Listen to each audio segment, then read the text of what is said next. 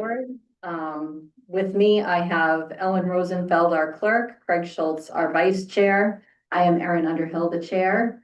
We have Mike Kaczynski, our town administrator, and Karen Bray DeMarzo, our assistant town administrator. We have a pretty busy agenda for this evening, so we will jump right in. Thank you for joining us this evening. We started a little bit early to accommodate everything. We usually start at 7, but we are graced with everyone's presence here at 6:30, which is fabulous. So thank you for coming. So the first thing we will start with is just some announcements for some upcoming events. The first event is Millis Beautification Day, which is this coming Saturday from 9 a.m. till noon. It is rain or shine. It is sponsored by the Millis Lions. It's okay. It is sponsored by the Millis Lions, who will be set up right outside on the lawn of Town Hall. So come with your work gloves, a rake, and the willingness to help out, and you will be given an assignment.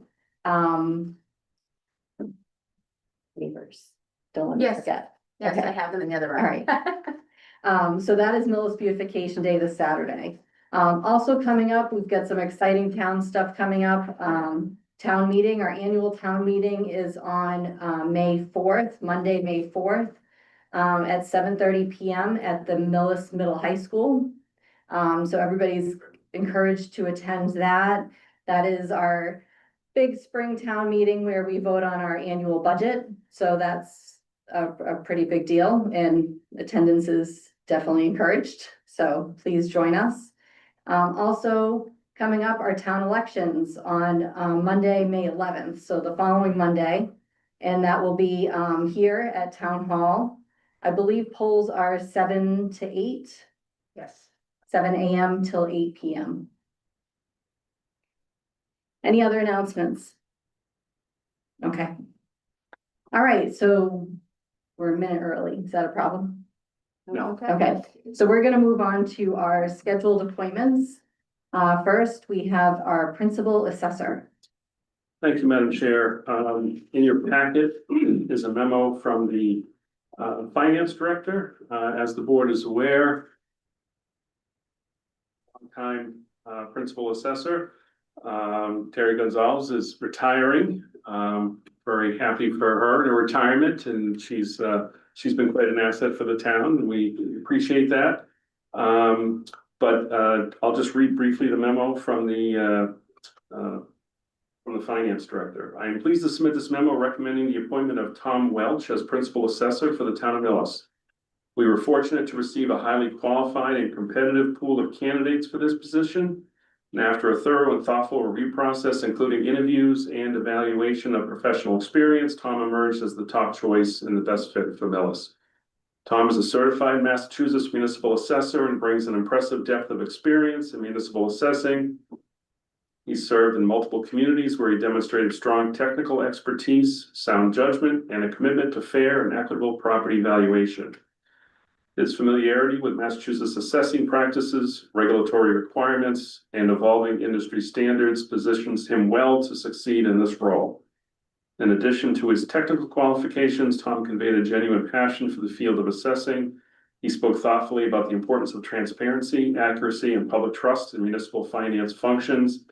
His approach reflects a strong customer service mindset and an ability to communicate complex information clearly and effectively to residents, boards, and colleagues. We believe he will be a valuable asset not only to that department, but to the town's broader financial operations.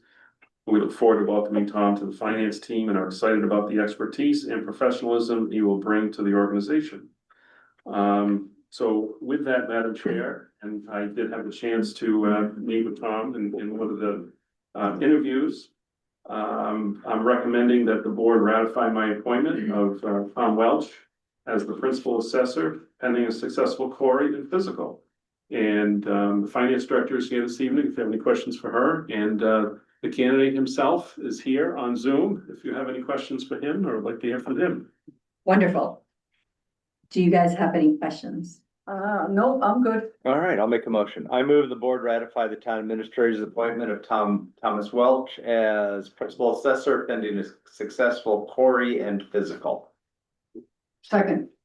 Been moved and seconded. All those in favor? Aye. Aye. Motion carries unanimously. Tom, welcome. We're very excited to have you on board. Is there anything you'd want to say? No, just that I'm really looking forward to working with the team. I was very impressed with everybody when I came to town hall, and I'm excited to get started and learn more about Millis and all the new things you have on the horizon. Wonderful. Thank you. You have big shoes to fill. Yes, I know Really? Terry was there quite a while, and she's got impressive Yeah. qualifications. So yeah. Fabulous to work with. Well, welcome. We're very excited to have you. Yeah, looking forward to having you, John. All right, appreciate it. Thank you. Thank you. Thank you. Good night. Good night. Thank you. Next up, we have 2 recreation committee members. Yeah, we've had 2 applicants for the rec committee, Jesse Curran and Autumn Richards. There may have been more, but 2 are being recommended for appointment. I move that the board appoint Jesse Curran and Autumn Richard as recreation committee members through June 30th, 2026. Second.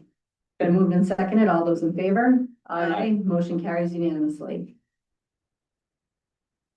All right, we also have a trifecta of appointments. For, I move the board appoint Dave Ramachi, spelled phonetically on my sheet, because when you look at it, it's impossible. You're welcome. As a voting member of the Enterprise Advisory Committee, as fence viewer, and as a member of the Local Emergency Planning Committee through June 30th, 2026. Second. It's been moved and seconded. All those in favor? Aye. Motion carries unanimously. I think the fence viewer piece is that's a tough one. Yeah. Yeah, Right there. yeah. But you're a big guy, you can handle those disputes. Yeah. Fence viewer. All right. Okay, wonderful. All right. Just looking here real quick, since we have times on all these things. I think it's okay with times as long as it's not a hearing. Yeah, Right. okay.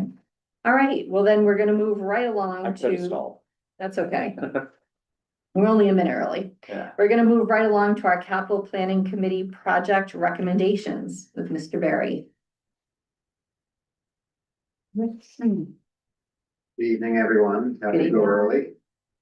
A little bit early. So, I think you all know the drill here. I come here twice a year to report back on the deliberations of the capital planning committee, So for this cycle, we had 12 items that were, presented to us. I'll go through it in a little bit of detail as we go. We identified 3 of these items as the highest priority, capital items that were requested. They totaled roughly $1.4 million. And then 9 items were medium priorities, at just over $600,000, so just under $2 million total. Largest of those is the water meter replacement program for the DPW. That is almost $1.3 million. So that's the bulk of the dollars here. So the 3 highest priorities, 2 were really mandated items for the fire department that they really have to have for regulatory purposes. Some SCBA equipment, that's breathing equipment for the firemen, and then also some EMS infusion pumps, which are required by the state. So those were a little bit of no-brainers for us, that those were the highest priorities. And then the water meter replacement, we had a good presentation from the new DPW director, and apologies, I won't try to pronounce it phonetically. You get a sense of, currently, quite a few of the meters are not operable, so it can be hard to actually even tell what the water readings are, and so we make estimates, and we felt this committee was very important, we got that done in the near term. Medium priorities, there's several, so in no particular order, there's a new trailer requested for the transfer station, just to replace the old shed there, for those of you that know the transfer station. There's some renovations that the chief has requested for the fire station that will help with some increased staff and ability to staff additional hours at the fire station. Keyless entry system at the library. This would put it on the same type of system as the other buildings around town, so it'd be consistent security and access for that building. A new command vehicle for the police department. This is pending the approval of another officer on the police department, that person would have a command car. So when this, I think is contingent on the budget, going through. A couple school technology items, so a server, a computer server, and also a wireless system for the Clyde Brown School. The current server is basically at end of life and is creating some issues, or potentially create some issues if it were to fail. Some high school lab computers for the high school, obviously.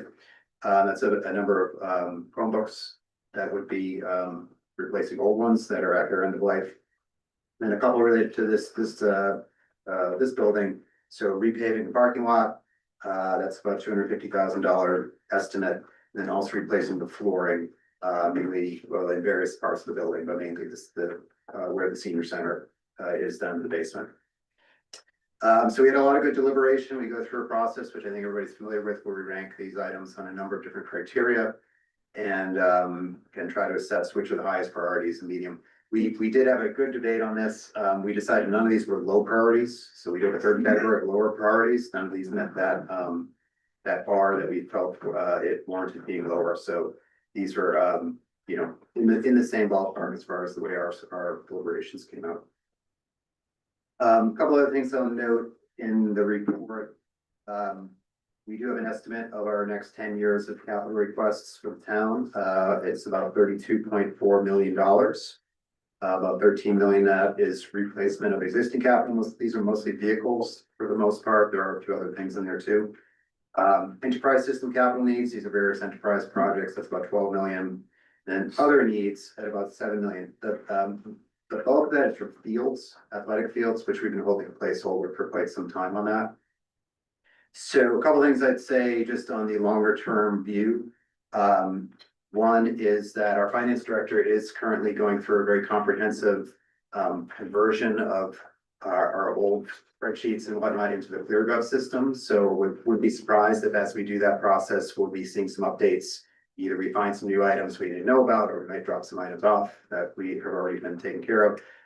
And probably more likely we'll be updating some of the as we go into that system. So don't be surprised if the number changes a little bit next time around.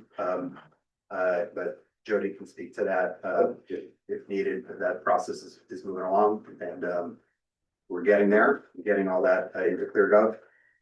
Second thing I'd mention, I noted on the fields is one of the bigger sort of discretionary items on our list. So the committee would like to hear from the select board, not necessarily tonight, but over time, and Mr. Schultz, as part of our committee, can bring that back to us. So what the town's overall plan is with regards to any larger capital items, specifically fields, and also the senior center, which I know came up a few years ago. It was decided, not to move forward with some of those proposals, but that potentially could be a large capital item at some point in the future. So we'd love to hear from the select board, over the coming months, some of your thoughts on some of those potential larger items coming down the road. And then the final thing I'd note here, we also had a good deliberation about some of the various buildings sort of stemming out of the fire department renovations. We were thinking about other renovations that might be needed over the coming years. And I know we have done some ad hoc building assessments for this building, also for the library. But we'll probably come back to the select board in the fall with a request for a more formal review of all the buildings. Obviously, there'd be some cost associated with that, so we've got to do some research to figure out what that might look like. But we do think it's time to do a pretty comprehensive review of all the buildings, so we have a sense of any other large capital needs that might be coming down the line with regards to mechanicals or roofs or windows or so with that, Do we currently have any of that plotted out? a little like the bit. roofs We and have, stuff? it's a little bit piecemeal, so Yep. a study was done on this building a few years ago, so we do have some items related to this building that we're aware of. That probably needs another look though. Library did a study 2-3 years ago, so we have some sense of what they might need. But like the fire department, for example, which was renovated, what's now 8 or 9 years ago. As I noted, the chief has noted a few, these are fairly small items that he's looking for now, but you know, there could be a need for bigger items at some point in the future, so we want to get ahead of that. And the police station, again, newer building has not been looked at for longer term needs. We say newer building, but it's, you know, but it's 10 years old now Yeah, or something. it's coming up on the time when you need to start planning out what's gonna happen. Yeah. But happy to answer any questions on any of this. Or Craig, if you'd like to. add Yeah, anything. I would just like to, yeah, it was a very good committee to serve on. I don't know if this is, yes, it is. It was a good committee to serve on and there was a lot of great discussion. It's interesting because we all have a different style of rating stuff. Some people are quite conservative. Some people are not with their numbers, but the scores came out in a very clear highest and medium level. And there was nothing that fell to the level of low. It's not working. Yeah, yeah, this microphone's not working well. Yeah, you're fine. So there was nothing that fell to the level of low, as John said. So it's interesting to see a lot of debate how it goes, but how everything does tend to cluster. And as far as those items that we have to evaluate, the athletic field study was done, how many years ago? 2013? You're reading it now. Yeah, it was about 12 years ago. Yeah, so about 12 years ago, we had a study on the fields. It came in at about 7 million. 8.5 Eight, well, it came about 8.5 million for the study. Interestingly enough, the capital project list carries it at around 5. Oh, we have a couple different. Yeah, parts to it. We okay. have about seven. Comes up to 7, seven-ish. yeah, so we're in the ballpark of what it would have cost us 12 or 13 years ago. Yeah. So obviously, we need to update that amount, if not the full study, and I don't see necessarily a reason to do the whole study over again, just get it repriced. And just because we're pricing it doesn't mean we're going to do it, it means we need to know how much it costs, so when people want to do it, and there are people that want to, we can have a realistic number. Other things, as John talked about, the senior center should probably be removed until we have a comprehensive plan to do something, because right now there is no plan to do anything. And it's taking up a line that sits there. The Lansing Millis building has a line that's sitting there, and that's pretty much done. So there's a few lines we have to remove. Not that there's money put into them at this point. So it's a great committee to work on. They've done a lot of good work. They also meet at 6:30.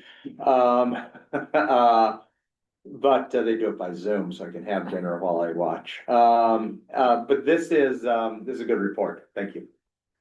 Very good. I just wanted to know, John, I know you mentioned when you talked about the medium priority of the VMB flooring replacement, that's actually not at the senior center. That one is for different areas throughout town. Sorry, we replaced some last time at the senior center. This would be to replace the rest of the flooring that needs replacing here at town hall, including the stair treads. I don't know if you've noticed, they're sort of falling apart coming up and down. So just, yeah, with the duct tape. So sorry, that's No, just thank you. Yeah. clarifying. Thank you.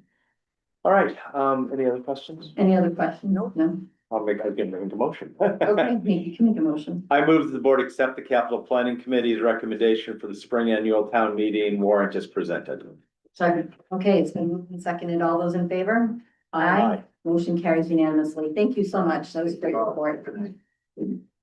Watching the clock, so you get We're right right on on schedule for you. Actually. We are right on time. Okay, next up, we have the Enterprise Advisory Committee presentation. Share my screen, so I think I have it here. But I need in between glasses. Morning, excuse me, afternoon, evening. Close to mornings, close to morning. Yeah, sorry about that. Anyway, thank you, for, allowing us to present, some few months ago, somebody asked the question of where does Millis compare for fees with other, municipalities in true municipal timeframe. We've now got the data to talk about. I'll introduce Richard Traeger and John McCulloch, other members of the Enterprise Advisory Committee, in case you haven't met them. I'm gonna let Richard, who did all this research, kind of talk about the findings. I don't know if you guys have actually reviewed this data before the meeting or not, but there's some We get it interesting before the meeting. tidbits in there, but. We look at turn it over to it, him. but yeah. You're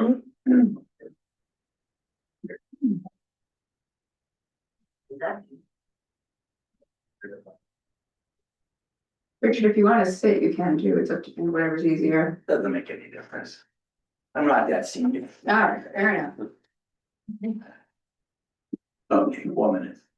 4 inches away. Okay, so we wanted to compare the fees of like soil hookups, water, transfer station stickers and fees for disposing of items, how we compare to, other towns, and I basically did it with, you know, towns, you know, close by of about our size. I wasn't gonna compare it to like where I used to, like a place, like a town I used to live in, like Newton. In Newton, everything's free, you know. If you put it out there, it gets picked up. But we're not Newton, we're not 100,000 people. We don't have the Chestnut Hill Mall, et cetera, et cetera. So like Herring Millis, if somebody wants to, hook up to water, it's, $2,662. You wanna hook up to sewer, it's $4,300. You wanna get a transfer station sticker, and you're, up over the age of 62, it's $35. If you're under 62, it's $90. And then at the transfer station, it's $25 to drop off a mattress. Right now, we're not accepting refrigerators and air conditioners. If you want to drop off a television set, it's $25. And this pretty much seems within reason of some of these other towns. Yeah, we're charging $25 for a mattress. If you were to charge $40 or $50 for a mattress, you're gonna find them dumped somewhere in the town, so that doesn't make much sense. If we go down to our neighbor Medway, okay, Medway's close by. If you wanna hook up to water, it's $2,500, we're $2,662. Pretty much the same. You wanna hook up to sewer, it's $40,000, we're $4,300. 4,000. It's $4,000. We're 4,300, right, Yeah. okay, what's $300? If you want, transfer stations, the first car is free, the second aisle is $15. You wanna, get rid of your mattress, it's $25, washer dryers, $30.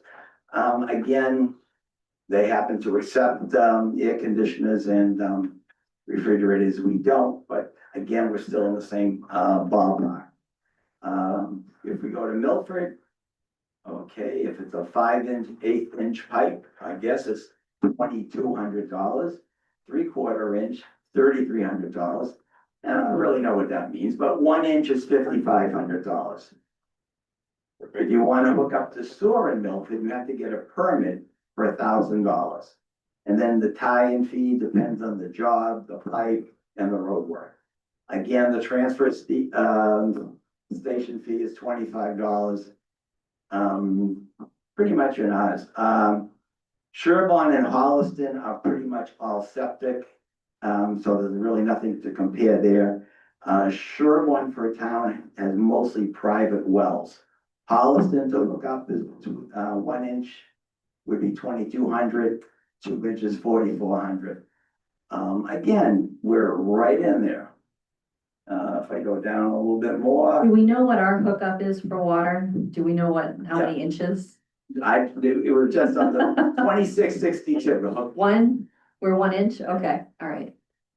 Okay, So that's 2662. If you go to Norfolk, 1 inch is 2750, and 2 inches is 5,700.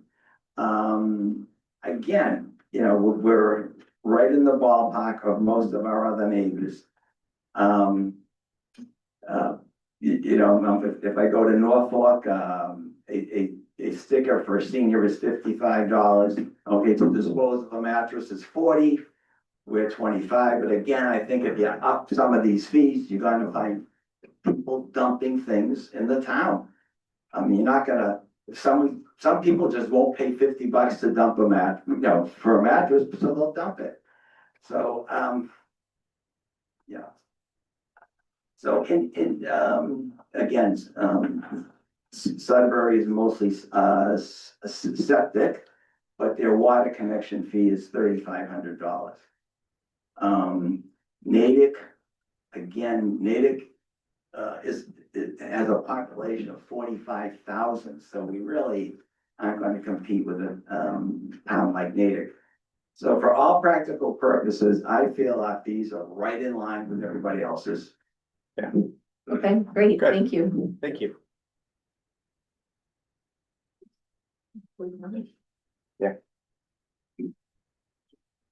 I'll say I didn't get the memo about dressing up before. Apologize. The capacity model. So, this is a work in progress. Have tweaked it if you want to go to the next page, Karen. So up in that yellow box is really an input that allows us to change what our targeted reserve capacity would be. It's set for 10% right now. We already lose 5% from Charles River. This is 10% of the remaining. After the 5% minus the betterment reserve, we then have a working capacity of which this 10% is a factor of that, not of the gross. The key here is ultimately, where do we get to number of bedrooms, right? We talk units a lot of times, but it really is bedrooms, right? We get a reserve based on bedroom count. The flow is based on bedroom count, right? So important to grab that number when people are talking about developments here. You need to stay close to the mic, Chip. Sorry, I'm also trying to look at the stupid thing. Thank you. The people at home can't hear me. No. 4 inches. You can, 4 you inches. can actually hold it if you want him to stand better. Sorry. Still can't hear you. All right, let me just pull this up real quick. I'm sorry, I apologize here.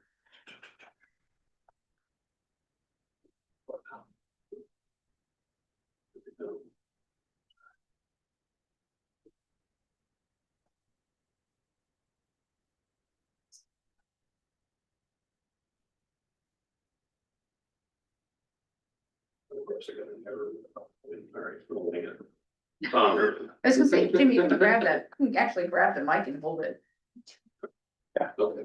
And This step way? back, yeah. Oh, Okay, there you go. beauty. Look at that.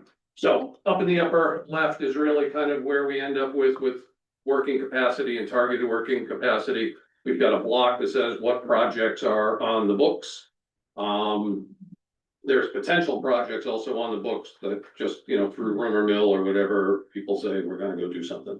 We've got a 3-year rolling gallons per day flow average. Which is kind of interesting, and the reason I chart that is because we have a 10% variation from last year's flow to this year's flow. We're 10% under, thanks to the work of the DPW infiltration pumps. So that's essentially what all the rolling is. It breaks down with this model, with this reserve against all the projects that are approved. We've got an existing bedroom capacity of 99. That's because of all the reserved flow that's out there. If you take all of that reserve away and go to the kind of the actual of roughly 60 gallons, that says we've got capacity for 568 bedrooms. In addition to what is already on the books. Right, and that's still within our 10% capacity, okay? We can pop to the next slide. There are 2 projects this model represents as online. Gateway and, who's the other one? The one up on the corner here, right? Ostensibly built, not occupied, for all intents and purposes, they're done, right? That bumps us up to roughly 631 bedrooms. Or 168 against the still existing reserve capacity, right? And then pop next slide. So this is 2024 versus 2025 sewer flow. We're 10% lower than we were a year ago. Weather probably is a big contribution to that. I don't have Q1 2026, where obviously we had a lot of snow. It'll be interesting to see what the Q1 data tells us with respect to last year and the year before. But there's also been a lot of work for infiltration and all that. Next slide, Karen, thank you. This is existing on the books projects. I still show Main Street, corner Main and Pleasant as 0%, so this is today's date. The Tresca project, I don't think that's been approved yet, right? There's also a Bridge Street one that was on here, but I don't know what happened to it, but it's not, it's, you know, it's coming, but it's not. It's a potential project, right? The thing that we're gonna work on is what is our pump station capacities? Because it's come to light that, by the way, we've got some capacity issues, and we could run into capacity issues down the line where a project comes online and all of a sudden the pump station now reaches capacity, right? That's the issue with Dover Road, which is why Tresca is committed to upgrading it. Timing is everything. And not all sewer lines are connected to a pump station. So, all right, next slide. Done. Questions? No, it was very good, Jim. Yeah, Great, Very thank you. good, It's important. yeah. Yeah. You know, very good. Right. Yep. Kind of enterprise contingency planning. So back in November, Bill Harvey, who's a representative of the Medfield Enterprise Advisory, came to talk to us about disaster recovery, contingency planning sorts of initiative. Why would you do that? Well, Bridgewater just recently had some serious issues with their water. I'm sure it's not cleared up. They're getting connected into Middleborough. No idea if that's kind of figured out on the fly or whether they actually had a plan, but it sort of benefits us to probably have a plan for how would we do something in the event we ever had to do something. So that was what the idea was. He mentioned the term contractual terms. We'll get to that in a minute. But the idea is this would not result in any major construction to facilitate unless it was somehow part of a byproduct of a project going on. Rather, how would temporary infrastructure, you know, support the contingency? You know, in my mind, could be, you know, bunch of 4-inch fire hoses connecting hydrant to hydrant across the town line or something, right? I mean, it could be something like that to provide flow one way or the other. Not that I think, you know, we're in danger of it, but we just never know. It did come to light through discussion with our DPW, former DPW director. We have 2 connections to Medway. Who knew? We don't have any written agreement in place as to.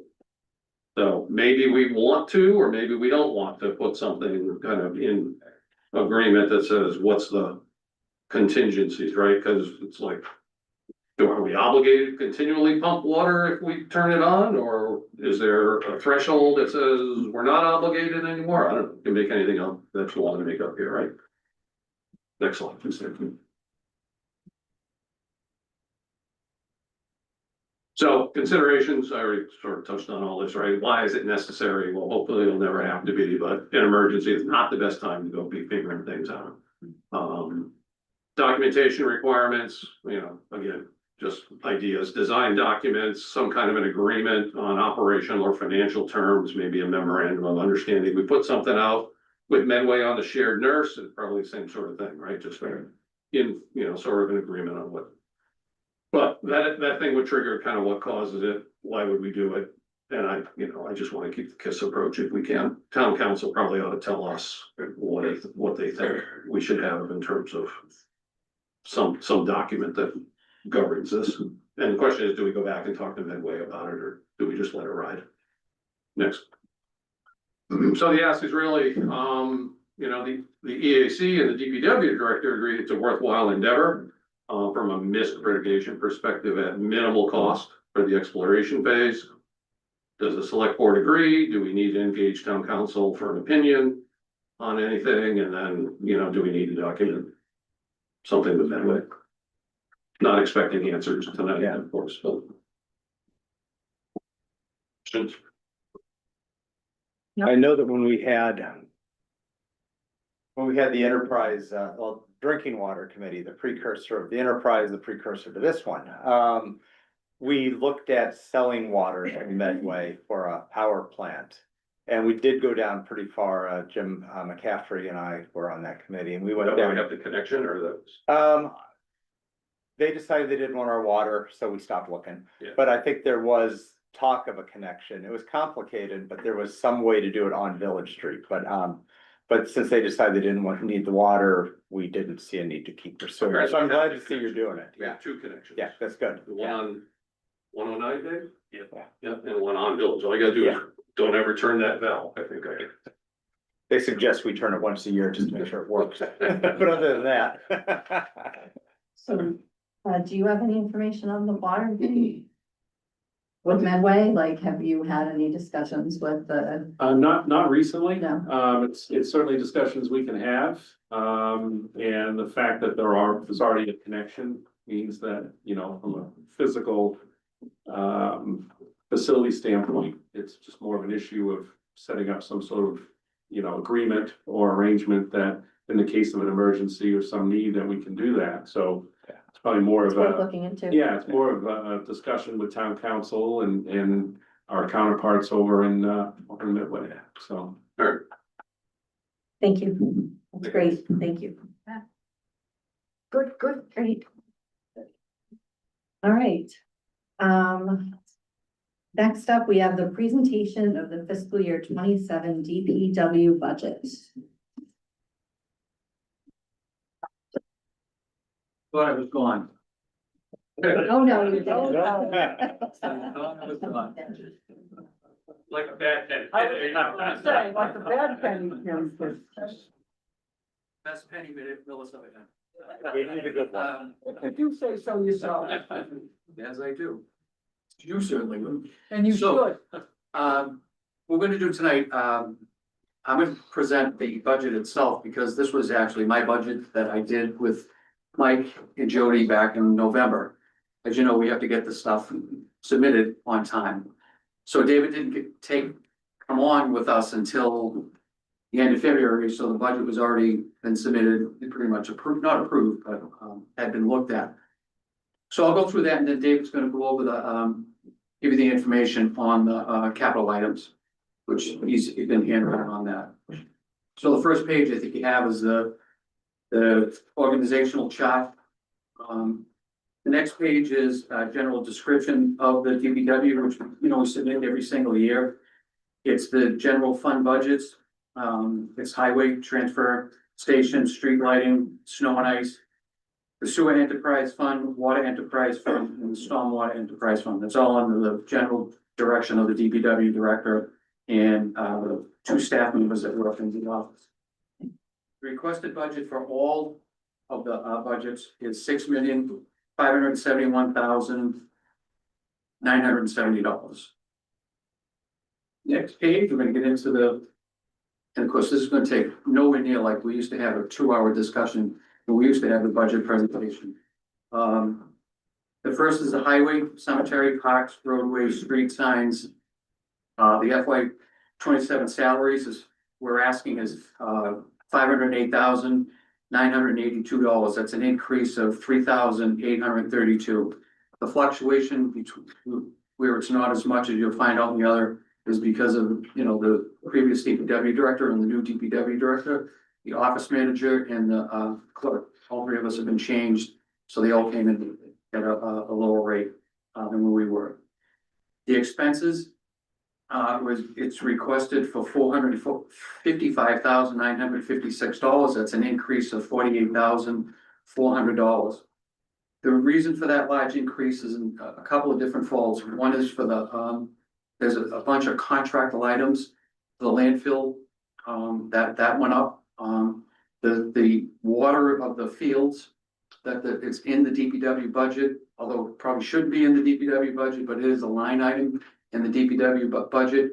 It will be this year, when it's all said and done, after we start turning them on in the spring and stuff like that, it will be a significant decrease, deficit. The last fall, one we received for just for the town park and the Clyde ground was over $30,000+. And that doesn't include the cemetery and all that. It all comes out of those expenses. So that's what that increase would go to. So it's a total of $964,938. And the FY 26 totals was $912,706. So the increase is $52,232. The transfer station, it stayed exactly the same. the salaries were close enough that there was no need to raise them. Because of contract items that will have to be changed in the very near future. So both FY 26 and FY 27 totals is $179,378. Snow and ice the same, that's a year over year cost. It's a fixed rate for salaries and expenses at $219,049 for no increase.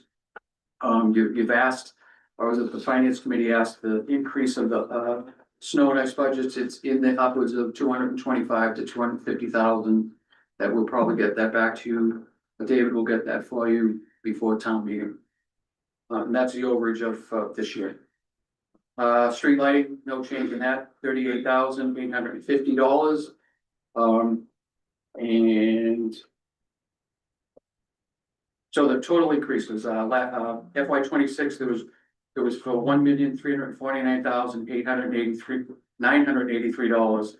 FY 27, where DPW was asking for $1,402,215, and that's an increase of $52,232. And just one item, just real quickly, for some people to understand, snow and ice, once you increase the snow, correct me if I'm wrong, but this is what I remember. The snow and ice budgets, once you increase them, so if we move that to $300,000 or $350,000, you can never, ever, ever take it back. So it's better to keep it at a realistically low number, realistically low, and then have overages on the years you have an unrealistically bad winter. So if that were to go up to $300,000, because look at the winter we just had, we need $250,000 more. That would tie up another $90,000 pretty much in our or $80,000 in our budget that we couldn't move and use anywhere else. I have a question. Jim, this street lighting. Yep. Is that the decorative lighting? Both, it's Both. decorative street lighting and the overhead lights. Okay, can we talk about the decorative for a Sure. second? Because I know we all talked for a minute, Yep. because it's very costly, Yep. right? They get wiped out, Yep. a certain percentage every year. And then we talked about moving them, Mhm. but you can't move them. There are stone walls everywhere. Yeah. Yep. You can't move them, it's not a possibility. Right. Help me, Well, you could put, what? if you look at the ones that have been knocked over all the years that they've been in, they're always the same ones. So you could look at putting bollards beside them, and it could just destroy the car. I can't figure out how they jumped that 12. I understand. Yeah. Is it possible though, I'm just throwing this out Yeah, yeah. there. We have so many of them. Is it possible to just eliminate the ones that get picked? So that's your decision. Well, I think I get rid of technically you them all. can. We need to, It'd be more an issue of that would drop the lighting I and know. the aesthetics would be affected, but I mean, technically, I think you could. but don't you think we need to do something I mean, how often are they taken out though? every year? Every year. We lose a few. Every year. Every year. Doesn't a year. It's, it Luckily, makes me, what? We find that insurance companies, whether we have Bartlett, David's gonna use a new company, they come in, but they fight with the insurance company Yeah, to get all that back. And don't forget, in November, town meeting appropriated for 10 of them. Yeah. 10 I replacements. know. We've got 10 of the caps in, and the poles should be coming in very shortly. Yeah. I mean, some of the houses that haven't had one, and I know there's a couple on Main Street that never had, in 15 years haven't had the light because we never could find the insurance company.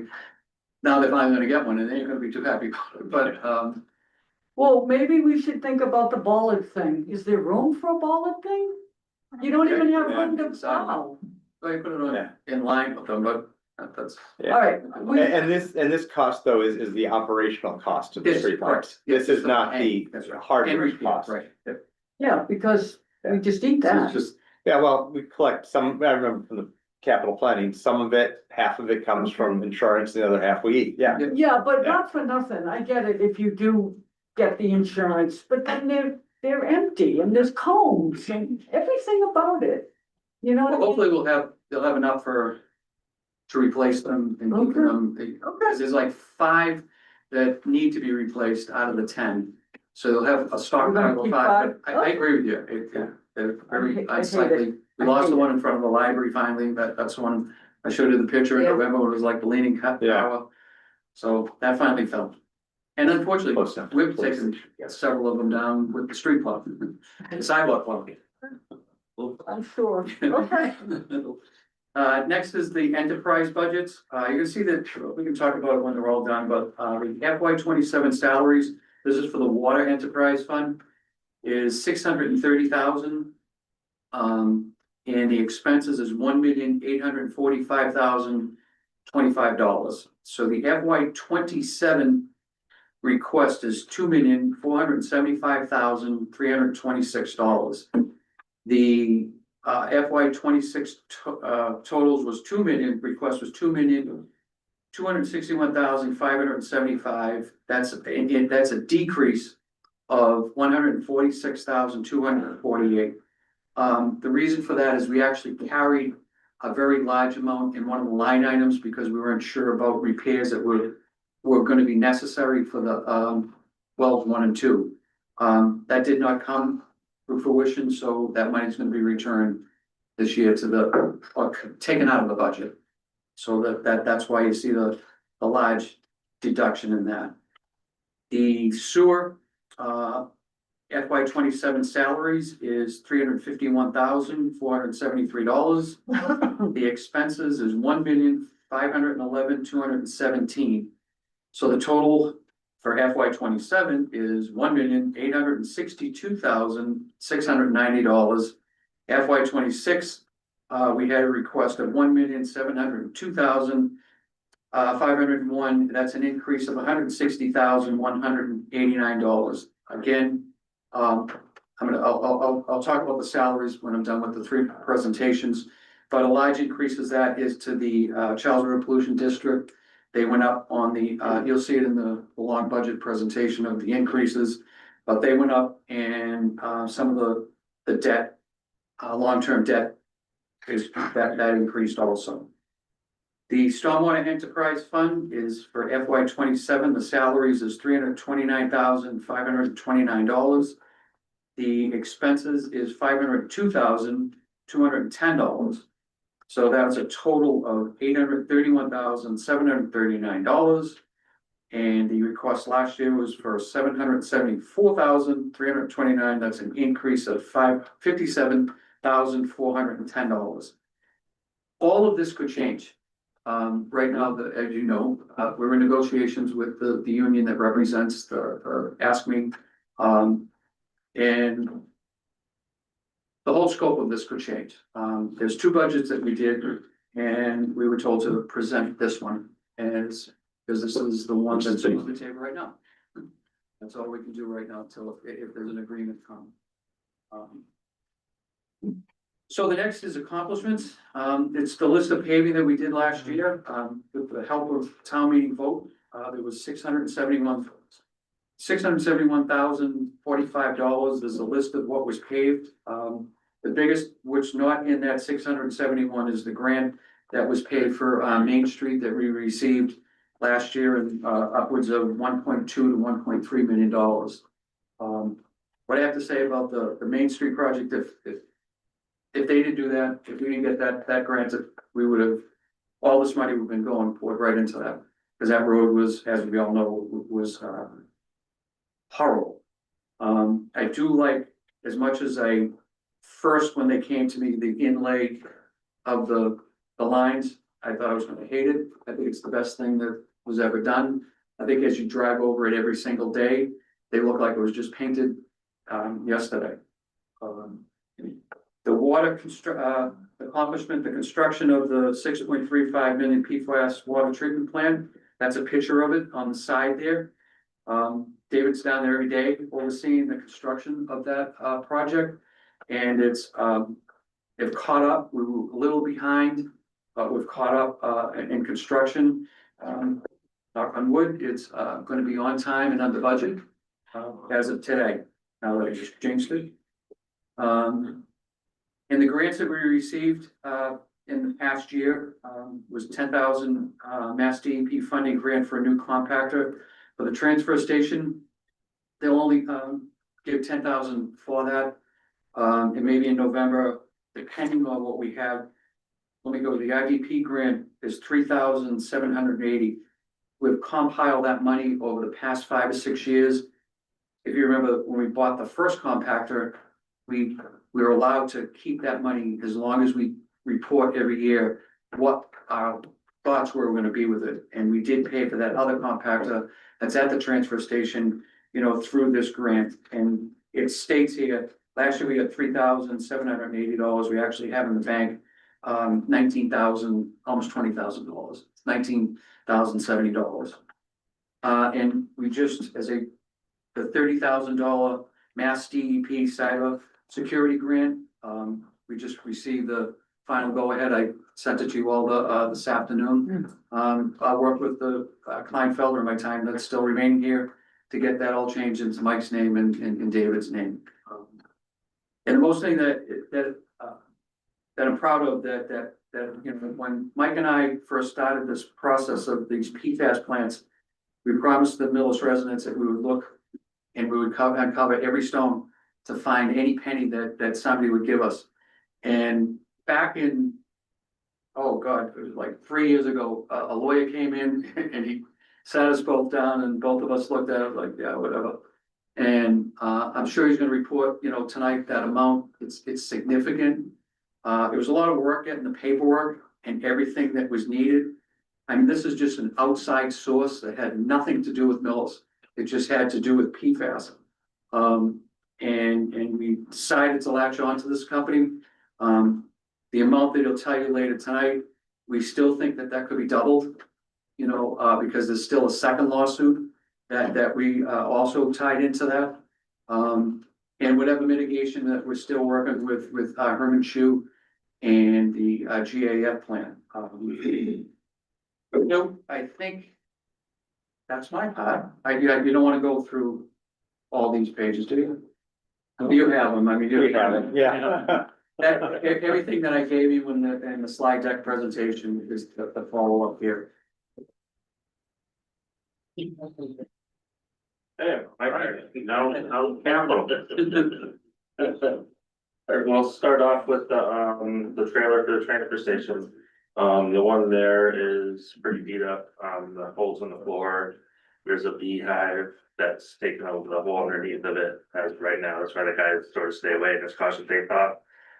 So Jim had looked into getting a storage container that basically it's one of the work trailers that's set up with floor, electricity, air conditioning, heat and everything. The price on that was $17,500 and the delivery charge was $229. And it should last a good long time. And that's in the capital planning request sheet. Okay. That's part of the capital planning recommendations. I think it was medium. And then, did you want me to get into the meter replacement or did you want to? That's also part of the capital planning. Yeah, so that's Came in, also so- included in the, all these items that, Dave will be speaking about are in the capital article, in the draft warrant. Those Okay. are all included. But that's a pretty significant Yeah. one. That's the compared to biggest trailer. one. Yeah, why don't we talk about that Yeah. anyway? I Yeah, think what do you- that'd be worth it. Are you scheduling this? Right now, we're just waiting on the approval and everything. It should be scheduled because of the billing aspect of it. We had almost 1,000 non-reads last quarter. And so that's revenue that they're just estimating on, which could work in either direction, because they could estimate high and then the next bill is gonna be low, so. Yeah, when we evaluated this at the capital planning committee, it was one of the few items where there was actually revenue that we've ever evaluated, where there's revenue implications to it. Because, you know, they're estimating reads and it has to be done, either it's being done piecemeal as a replace the ones that aren't reading, or it's gonna be done in a comprehensive way. Yeah, is that the plan? Right now, it's Or you're gonna go comprehensive. down the street and? No, that's what we did, and we got no reads. So are you gonna replace them all? Oh, yes, that's Yeah. what the plan is. That was the plan, The yeah. company's gonna come in and the price in this includes installation of a meter and reader. Some of the numbers are different. because the guys have been replacing the readers with the high-tech readers. So we're saving almost 1,500 on that, 1,500 And readers. there's no cost to the homeowners or business owners? No. None.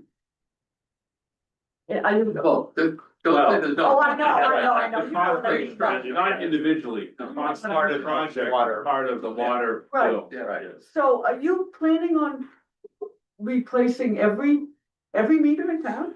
All the ones that are not Oh, able to okay, read. Does this system comes with a new radio system as well, which is gonna be on towers, the two radio, the water towers and one of the radio towers that we're being built, hopefully. That will help with us not being, having to go out and read them, because they can actually read them right downstairs. There's actually gonna be a portal where the residents can look on their meter and get their billing ahead of time. It will help with water breaks, because if once they set that into the program, they'll tell if there's a high reads or low reads, so that the water usage will be all accounted for. And this quote too is the tariffs are on here. So a lot of that is gonna go away since there's nothing, there's Right. almost $30-something thousand in tariffs as well. It's gonna be taken right off the top. okay. Yeah, and this came in as one of the 3 highest priority items. I mean, I can tell you the one at my house, I've lived there for almost 25 years and it's the same reader. And they're only supposed to last for 5 years It's still working. and it's still, well, I'm sure it's gonna be one of the ones that's gonna get changed. And nobody's gonna be happy with it. Any other questions on the water meters? No. I don't think so. And then, the other thing that was given to me was, asking for one new person. Jim asks for them every year. It's your turn. I think Jim was here for a lot of years before he did one. I'll mark this date. 20. Yeah. So I probably won't be here. When you come, you really should get it, so. So, the one person, the budget on that with health insurance, all the base salary, hourly rate is $81,828.48 a year. Thank you. Is this person to fill out the park thingy that we're trying to do, or another one? You know, that's part of the negotiations, and if it pans out, there could be no cost, you know, but it's all in the negotiation. Got it. Okay. Thank you. Thank you. Thank you. Thank you. That wasn't too bad, was it? I'm gonna have my heart attack with that. Wait till Wednesday. So. No, it's not a public statement. It's not a public statement. Oh, Jay's not The here. approval of the Text CMS. him. Yeah, and then. Select board liaison. Okay, yep. All right, we're gonna stick to our timing, because we advertised our discussion for 7:45, so we're gonna move a couple things up. So what we're gonna do next is our approval of CM at risk contract for the middle high school building project. So thank you, Madam Chair. In your packet, you'll see the agreement for construction manager at risk services, owner construction manager agreement for the Millis Middle High School project. The school building committee and our owner's project manager have requested that the board approve the agreement. And ask the board to authorize me to execute the agreement between the town of Millis and Fontaine Brothers, Inc. of Springfield, Massachusetts for the middle high school project. And further authorize an amount not to exceed $216,000 for pre-construction services. Okay, I move that the board approve and authorize the town administrator to execute the agreement for construction manager at risk services between the town of Millis and Fontaine Brothers, Inc. of Springfield for the middle high school project, and further authorize the amount not to exceed $216,000 for pre-construction services. Second. It's been moved and seconded. All those in favor? I, Aye. Aye, motion carries unanimously. Great, thank you. Next, how about liaison updates? Okay. My time to shine. It is your time. I have nothing. I attended the capital planning committee meeting and approved the report they presented, and I approved the school building construction to authorize the Fontaine brothers, so nothing. You've acted on everything that I had. I went to the Economic Development Committee meeting on March 26th. And it was good. They're talking about the permitting guide, as you know, we're 99% through and we need another 10%. We're waiting to hear on how that's gonna happen. The housing production plan update, which we'd only have one meeting, so that wasn't a lot. And it's a slideshow with the organization that's telling us about our 40B picture history and where we are, et cetera, but we've already talked about it, so we'll just keep on keeping on with that. And then I went to the Energy Committee meeting on March 31st. Okay, doesn't sound like, and they're talking about the specialized energy code, right? So that's a big change that Millis is probably gonna, it'll be on town meeting at some point, not this one. But what it is, it's some more restrictions on when you build a new house, when you do an addition. And in order to get certain grants, we need to adopt it, right? Because we've done everything else. We're a climate action leader. We've submitted a plan.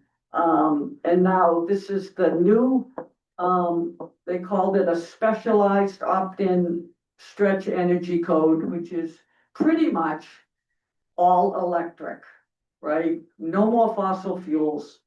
And it's a little bit big, I think, for the builders and for homeowners.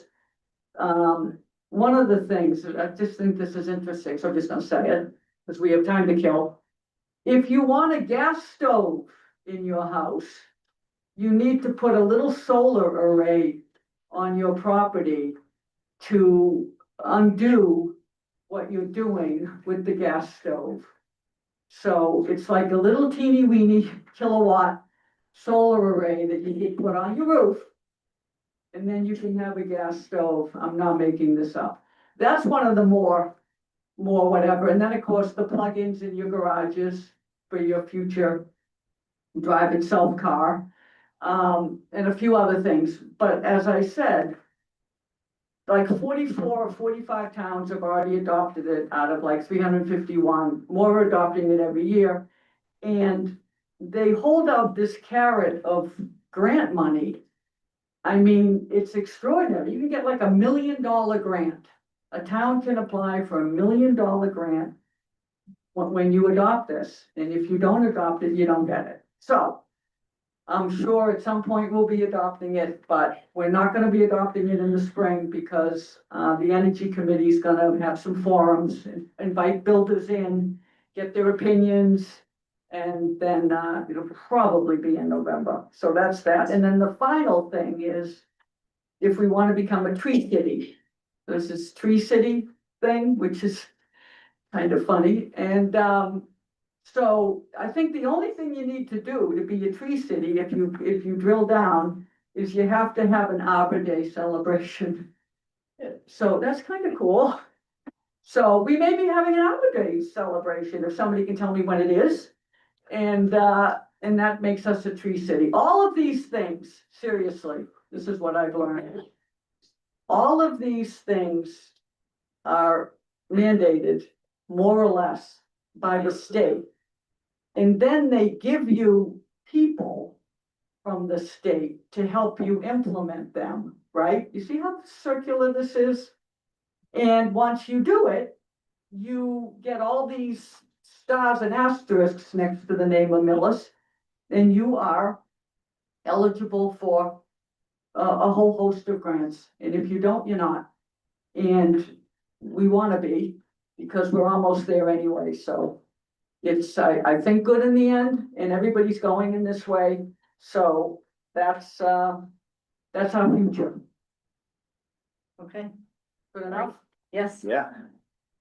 all right, so that's it for liaison updates? Yep. Okay, Texted Jay. we are going to, Is he here?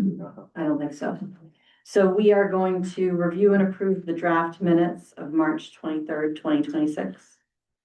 I don't think I can stretch this out until No. Jay gets here. You can. But anyway, it was a great meeting. You should have attended. Some of you did. I move that the board approve the draft minutes from 3/23/26 as written. Second. That's as long Okay, as it's I been can moved make and it. seconded. All those in favor? Aye. Aye, motion carries unanimously.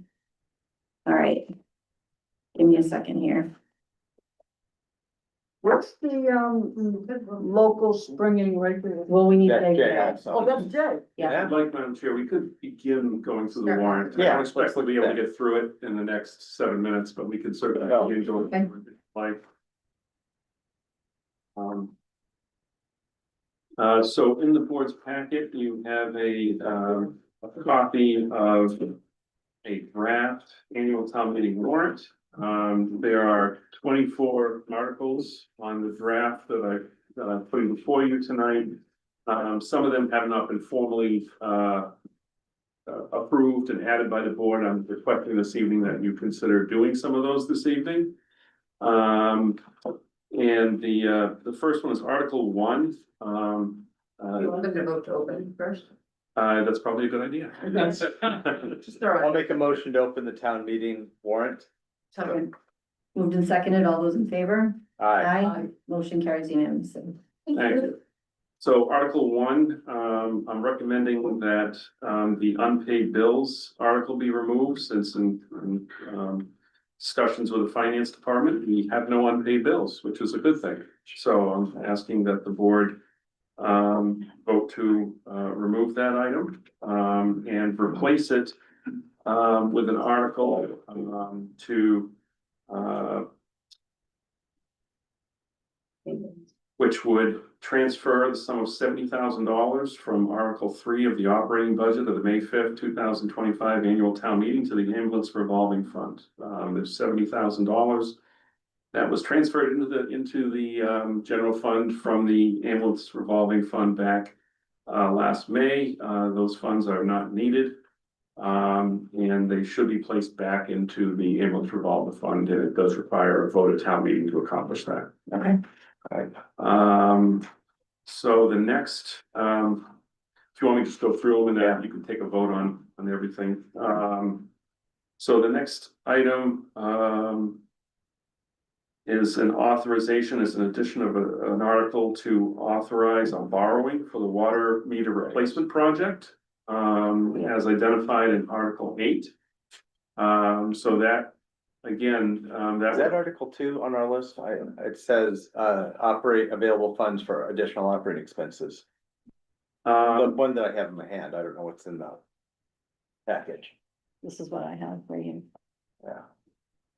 No, this is, Okay. Article 9. Okay. Oh, you're going through the changes. Water meter- Thank you. No, I'm jumping. I'm only hitting Yeah. the changes. I'm sorry. Yeah, well, we're not jumping. I'm not, Okay. I'm not touching upon the articles that are basically unchanged since your last meeting. Just to let you know, these articles have been reviewed and approved as performed by town council, at least the ones that are complete. We did have several that weren't complete that I'm still working on, and I'll get to that. But Article 9 is to authorize the borrowing for the water meter replacement program, of which you just heard about from the Okay. DPW Yep. director. That requires a 2/3 vote to approve that. The next item of interest is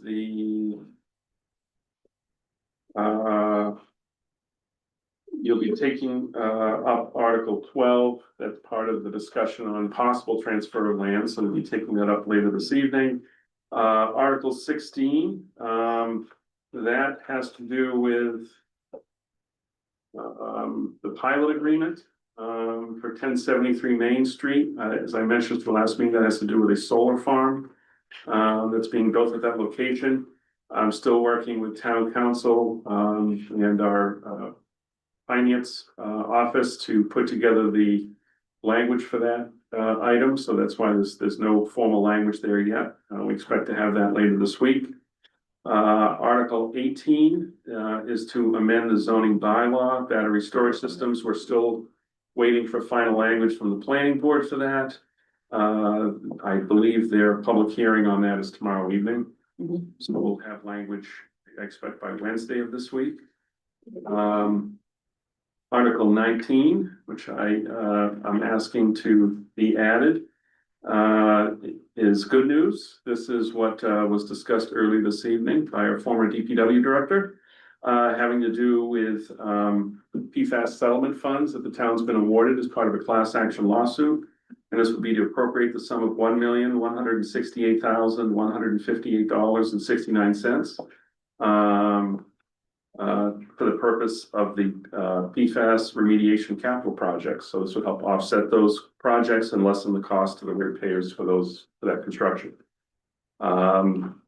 Be asking to add a new article 20, and that's to rescind the borrowing authorization previously approved in the amount of $206,021 for the DeAngelis well project, wells 1 and 2.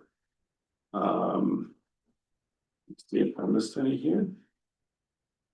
I believe that's all the major changes to the warrant that I'm requesting this evening. I'll ask the finance director if I missed anything. Okay. So for the vote this evening, I'd be asking the board to vote to remove the original Article 1 and replace it with a new Article 1 for the 70,000 for the transfer of ambulance revolving fund receipts. And then to add an Article 9, a new Article 9, and that is for a borrowing authorization for the water meter replacement program. And then it's the addition of Article 19 for the transfer for PFAS settlement funds. And Article 20 for the rescind of the borrowing authorization. And then again, the board will need to make a decision regarding Article 12. Okay. All right, so should we close the hearing, the warrant right now, reopen it again after No. today, or make these? Just leave it. Just leave it open. Just leave it open, okay. Council disagrees, but I think it's just open and you'll. They don't just like a hearing. Yeah. Stay open till later in the meeting. Something folks in. Unbeknownst to us. Okay, all right, so we are just about there. So we have a full house here. We are going to restart a discussion, continue a discussion on the consideration of land transfer to the Millis Housing Authority. On the 23rd, we had a meeting and we had a very lively discussion. We had a lot of people come to that meeting as well, and a lot of people who wished to speak. We discussed a lot of topics, a lot of concerns, a lot of valid concerns were brought up. The discussion has been to consider a transfer of land to the Millis Housing Authority. And the two properties that we've been discussing are the Braun property or the Cassidy property, because those happen to be two properties that have space for such a project that we happen to own. There was a lot of questions though that came up, more procedural questions, zoning type questions that we just didn't have the answers to. So we have counsel here tonight who does have a variety of answers to those questions, which will be very helpful.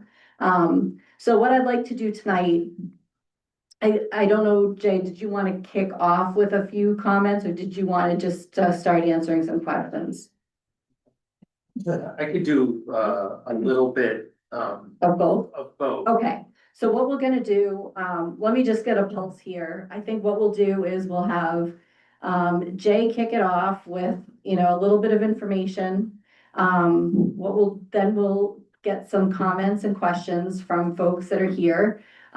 Jay will be able to help us answer some questions that maybe we didn't have the answers to before.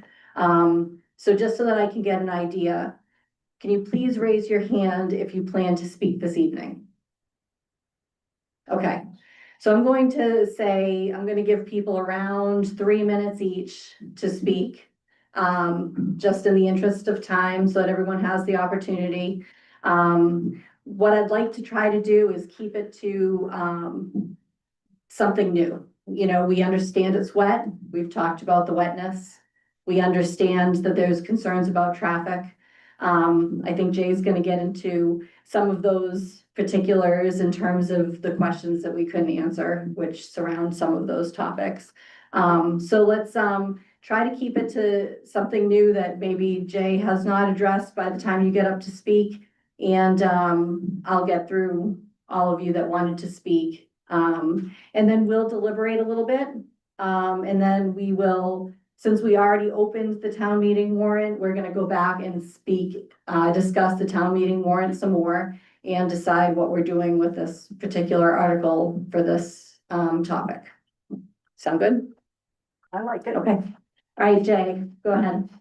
All right, so I'm gonna talk about some of the basics, based upon the project as I understand it. I don't have all of the details of the project. My understanding is that we have a town-owned property without any kind of restriction on it for general municipal use. A municipal use of a property includes for affordable housing, that is a public use, includes even if we convey it to someone else, if we're getting a restriction back. So the basics in terms of, Is that working? No. Look closer. They're on and off. Close, I'm sorry. so, I sorry. gotta come yell at us. So the basics as far as what we can do with this property are satisfied. Another component that I've heard is, what is the timing vis-a-vis the permits and the town meeting action? Town meeting can operate to give authority for the select board to convey the property or dispose of it. It can have conditions on that. But that doesn't mean we have to then immediately convey it. That conveyance can be subject to contingencies, the biggest of which would be a permitting contingency, so all approvals. So we wouldn't have to actually convey that property unless and until the end user obtains all the necessary permits. So I had heard that that was a concern in terms of the timing, but that is pretty typical the way these things would work. We're not just going to say, hey, here's our property, good luck with it, and then never get it back if the permitting doesn't work out. They would be put to their due diligence to get that permitting done. Obviously, there'd be an agreement that covered that where we'd be cooperating with them to the extent we can as a select board in that permitting process. And as to that permitting process, we would be involved with it because it would likely come via Chapter 40B. Chapter 40B is kind of the big exception statute. We have a number of 40B projects, including a number over the last few years. 1060 Main Street is maybe the most visible one we have. We have another one further down Main Street towards the Medfield town line. We've done a few other 40Bs over the last few years. Pretty typical way to do affordable housing. It allows some relief from local bylaws, not just zoning, but local, if there's local wetland bylaws, local requirements regarding some infrastructure development. All of those things get combined into that single permitting process. What does that permitting process look like? Well, while it's going, it has a lot of the same features as any other permitting process. If you were permitting a subdivision or if you were permitting a shopping plaza, where there'd be meetings, plans presented in public hearings. There would be a public hearing, would probably last the better part of 6 months, because that's the standard for 40B. At that hearing, all kinds of things would be on the table. We call that a comprehensive permit application, and it's called a comprehensive permit application because it's taking all the permits that would normally come from other sources, not all of them, but most of them, and they'll all be combined into one comprehensive permit to be issued by the Zoning Board of Appeals. Now, the Zoning Board of Appeals gets a lot of help along the way because boards like Conservation and Planning, Board of Health, DPW, Water, Sewer, Stormwater, they all have input into that. But ultimately, it's the zoning board that gets to make all those decisions. It's a very public process. It's a very deliberate process. there are opportunities throughout the process for public input, which is really important, because sometimes we just don't understand and can't quite see what the public may see. So it can be very interactive, it can be very thorough, and normally is. And then at the end of the day, we write a lengthy decision, normally about 15 or 20 pages. It's pretty comprehensive, that sets forth expectations. During that process, we normally expect that a project is going to evolve for the better, for the community. Sometimes it means that the appearance of it changes. Sometimes it means that the density gets a little less. Sometimes it means that we make improvements as to vehicular access. All those things are part of that process. The zoning board gets to avail themselves of professional engineers at an applicant's expense throughout that process. So that's all kind of what we have in front of us. There's a whole bunch of other steps along the way, but those are the basics. Chapter 40B can be somewhat controversial because it is more developer friendly than some other projects. In a project like this, where the town is kind of a co-sponsor of it, we would probably do some negotiation on the front end of some of the project's features, whether it be access issues or aesthetic issues or wetland issues or open space or recreation. You know, we would have a lot of those discussions ahead of time, because the applicant would want us to say, we endorse this project. So that would be the goal that we'd be trying to get to with these cooperative 40B projects. Not all 40B projects are cooperative. But this would be the kind of project, especially because the Housing Authority is a significant sponsor of the project, that we would expect that it would be very cooperative. Okay, thank you. Now, before I open it up to these folks, were there any further questions that the board wanted clarified? I just say, the main piece of this was when Nicole from the planning board got up the last time and said, so I was wrong. I'll be the first one to admit it, because Dave Baker was in the audience and he did it right. I did it wrong. I did think that this property got deeded immediately because it doesn't matter why. But Dave Baker was the one that stood up and said that when the land gets designated, and my head is all spinning with deeded. So I was wrong. The biggest thing was when Nicole got up and said, hey, how do you deed it? If he doesn't get anything, are you gonna deed it back? No, it's a contract. That was the biggest piece that I thought was a little bit messy a couple of weeks ago. Yeah, and since Ellen's admitting her mistakes, I might as well admit mine. I thought this went through the planning board, and I'm entirely wrong. It's the zoning board of appeals that runs this, so that's why we brought an expert in, quite honestly. But I have a question also.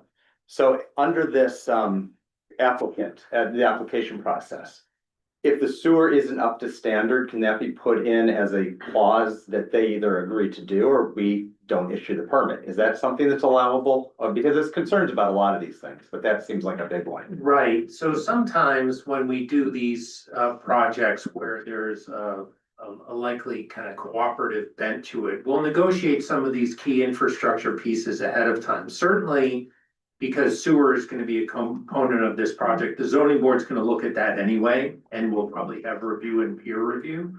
If we know that there are infrastructure improvements or upgrades, extensions, or whatever it may be ahead of time, then we'll probably have that discussion ahead of time, because obviously sewer or wastewater disposal is a very key part to any residential project. So we try and clear the decks when we're working closely with an applicant, all these key kind of go, no-go issues ahead of time. So there's plenty of time for us to do that.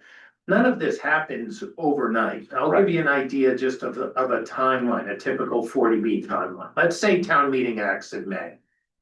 They vote to approve this. What we would probably do next, and we might even start it a little before town meeting, is work on kind of a development agreement with the housing authority or any end user just to kind of understand our expectations and what they can put into it, and we can work on that, and we can build in some of the mitigation that we like. Then they've got to get what we call project eligibility from a subsidizing agency. In this case, probably the Executive Office of Housing and Livable Communities, which is the old DHCD. And we work closely with them on that too, because it's a part process. That's a few months unto itself. So after town meeting, it's not like, hey, we're going marching into the zoning board. It doesn't work like that. There'll be due diligence done by the state to make sure that it meets their subsidy requirements. It probably will, but they'll do a site visit. They'll solicit comments from local boards as well as the public on that. They'll issue a conditional project eligibility letter. And then the applicant can go to the ZBA. So we could expect, if everything went really quick, maybe the fall for that, but could be pushing into late 2026, early 2027, by the time they get to the zoning board. And then we've got a few months at the zoning board. Right, and the land does not transfer until everything is in place to build. That's for their benefit Yeah, and and our ours. benefit, right? They don't wanna be, having a piece of property locked up that they can't do anything with. Right, and we don't want to give a piece of property that. Right, Yes, that we that- might have another use for it down the road. Right. Okay, Okay, that answers my questions that I had. great. All right. So if I could, get the first person to come up, who wants to be brave? I see a hand with a paper in it. Whoever that was. Okay, wonderful. For anybody that speaks, if you could just identify yourself by name and address and have the microphone about 4 inches from your face, that would be great. Thank you. Hi, Andrew Manning, 12 J. William Heights. I spoke last time at the last meeting. Since then, I was able to reach out to the town to get some additional information. I'm here on basically opposing this project. There have been numerous amounts of 40B affordable housing projects in this town, landing in people's backyards, and quite frankly, enough is enough. What I don't hear, what I have heard from you folks, is that we need more affordable housing. And I hear Millis is at 5.71%. What we're not saying is there's a pipeline of existing projects already in line, 114 Union Street. And this information comes from our own economic planning department. 114 Union Street, 1178 Main Street, and I'm assuming that's the smaller scale 40B approval, not the expanded one that we are entertaining. And Cobble Knoll. If all those projects move forward, that's gonna put us at a 10.2% SHI, subsidized housing index, over the state's 10% threshold.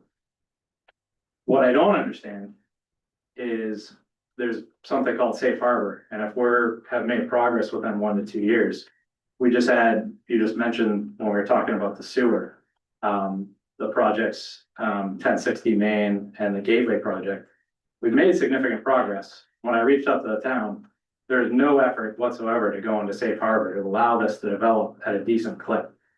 To me, that doesn't make any sense. And now we're talking about giving land, not even selling it. We've paid taxpayer money and allowing another 40B on top of this without going to safe harbor.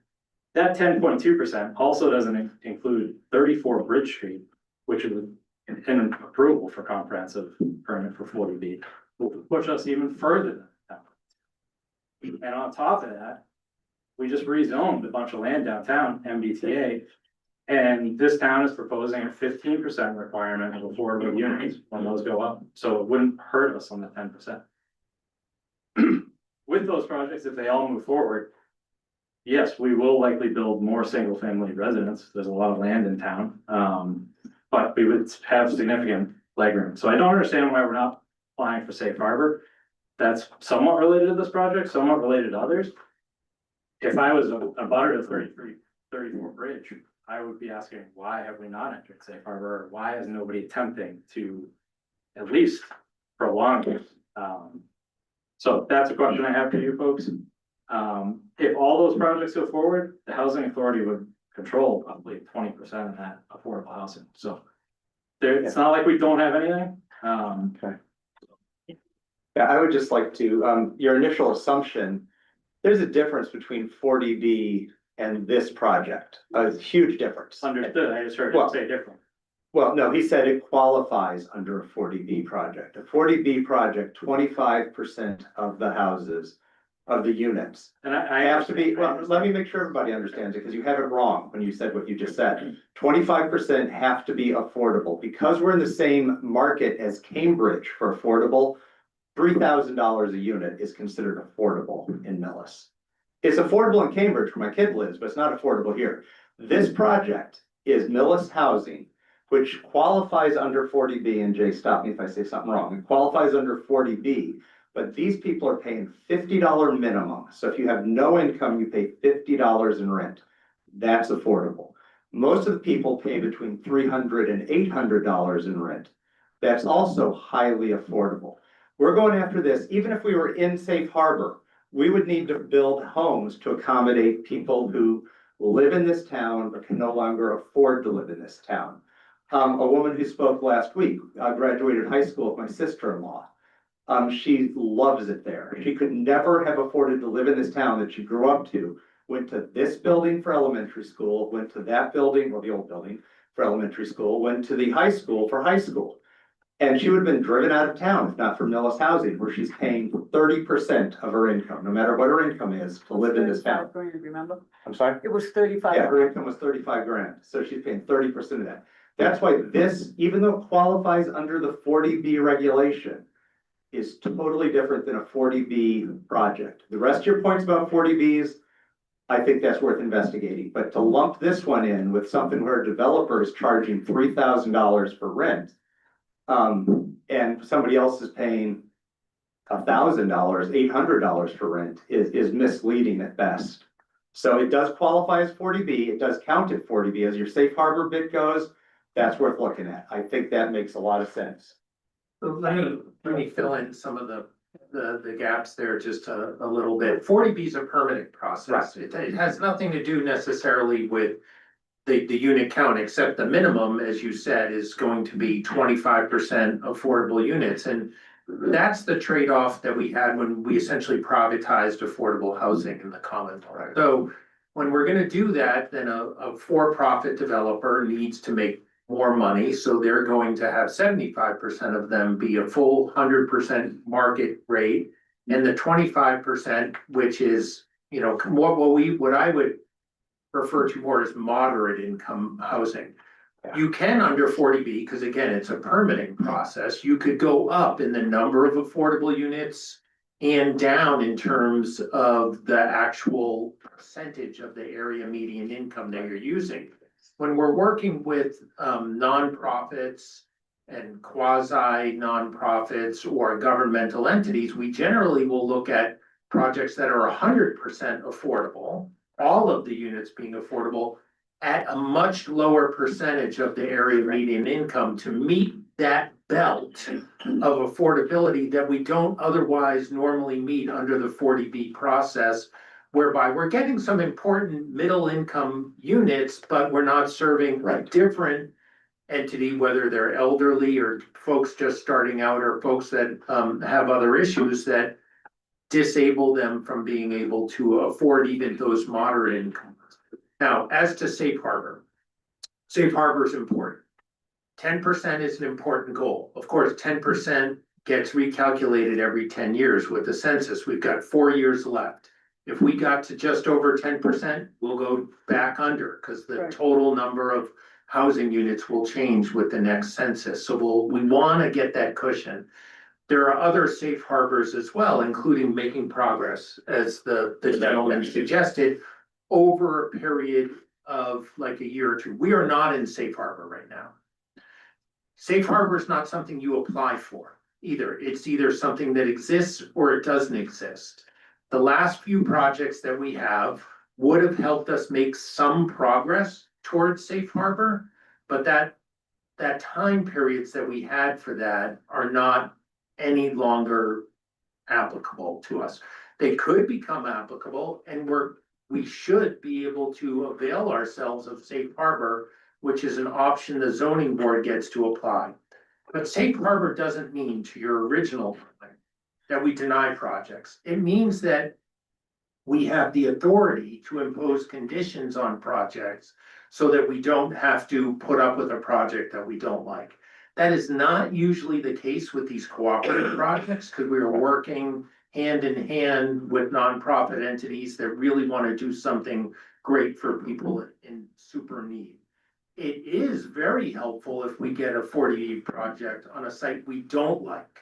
And if we're in safe harbor for one of those, we want to reserve that ability to have the zoning board either say no or chop that project up in a way that makes more sense for the community. But I do a lot of work in and around safe harbors, and it's rarely the tool that I think the state has led us to believe it is. We use it, but it's more frequently used to kind of shape things and to kind of make little bits of progress where we can. As it is right now for this particular project, can't say for certain as whether the zoning board would have a safe harbor or not. We'll cross that bridge when we get to permitting in 6 or 9 months from now. And if there's a safe harbor available, there's a process for the zoning board to invoke it and use that invocation to help make the project better or potentially deny it. It's up to the zoning board, but it's generally used as a tool to gain back a little bit of leverage that we lose when we have 40B to begin with.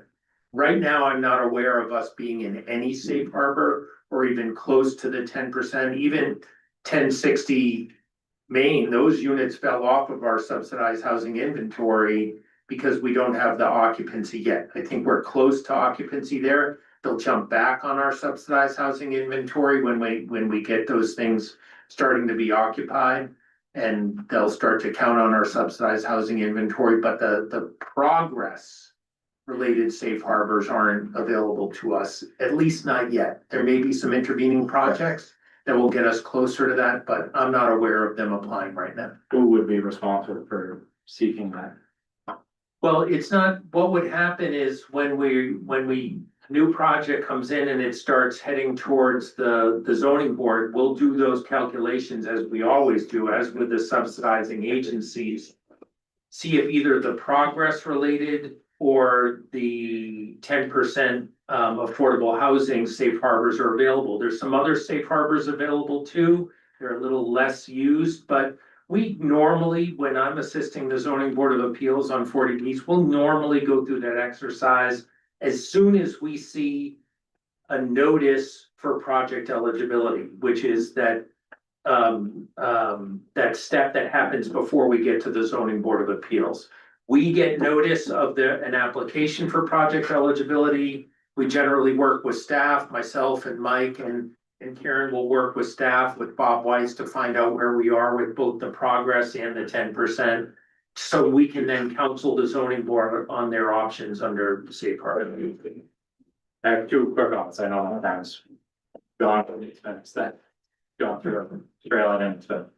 My last comment to that is just related to 40Bs. I hope we seek to find safe harbor. These projects are going into people's backyards for zone single family. And outside of this project, and this project included, people are looking at their backyard and seeing a massive multifamily, and it's, none of you would want that in your property, so I would ask you to consider that. 2 quick points. This is subsidized housing. I went through down the road, affordable versus very affordable, which this is, and I know the differences, but they will not be paying taxes. You indicated they would be doing some type of pilot program, but it would be significantly reduced. Well, I might have been wrong on that one too. So whether or not the owner of a rental project pays the taxes depends upon the corporate status of that owner. The mere fact that the housing authority owns the underlying land is not the net necessarily the only indicator as to whether or not taxes would be paid. If the project itself is owned by a for-profit entity, there could be some tax benefit. I don't know the answer to that yet until we figure out the formational issues with respect to who's going to be the applicant and who's going to be the beneficiary of that.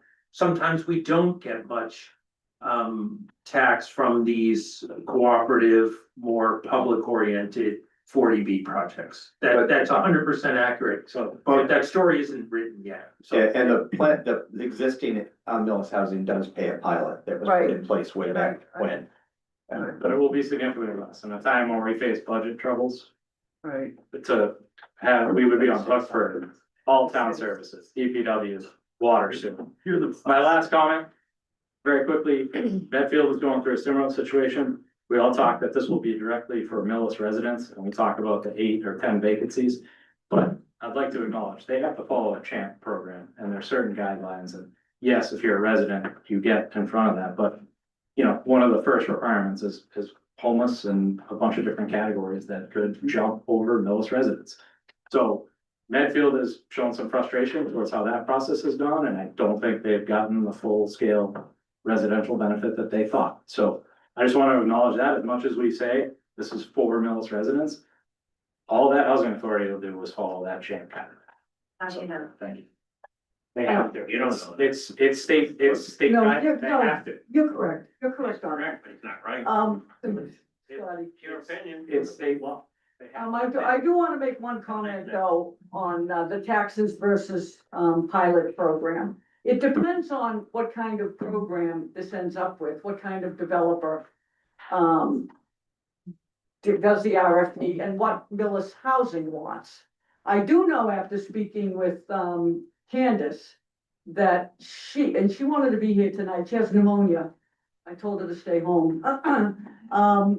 She said that the one that they are looking to put into their RFP is that the housing authority will own the land. Okay, they will keep ownership of the land. They don't transfer it to this developer. The developer, if it is a for-profit, like Jay said, if it is a for-profit, the developer comes in, manages and maintains the facilities. The developer actually has an office in the facility.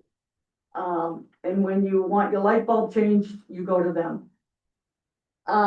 And if they're a for-profit, they will pay taxes.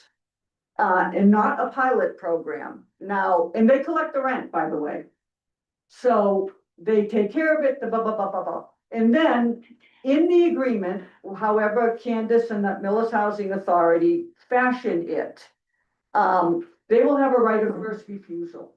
So come 10 or 15 or 20 years, whatever the period is, that the for-profit developer gets his money back, is paid back, then the housing authority takes over the maintenance of the facility. So that's the way that she envisions the RFP to go out. But I will say this about the taxes. If you're a property owner like I am, and you have a building like that, and you have rents, well, it's an income producing property, right? It's not like your house where the Board of Assessors has a figure of what they think it's worth and they tax you to death. This is an income producing property. So there's a whole capitalization number. I'm not gonna bore you. It took me 50 years to learn it. The lower the income, the less the taxes that will be paid, obviously, and this will be a lower income producing property. So even though it's taxes, it's not gonna be like a market ready, a market rated apartment building. That's all. Okay, let's take another comment. Mr. Jermaine.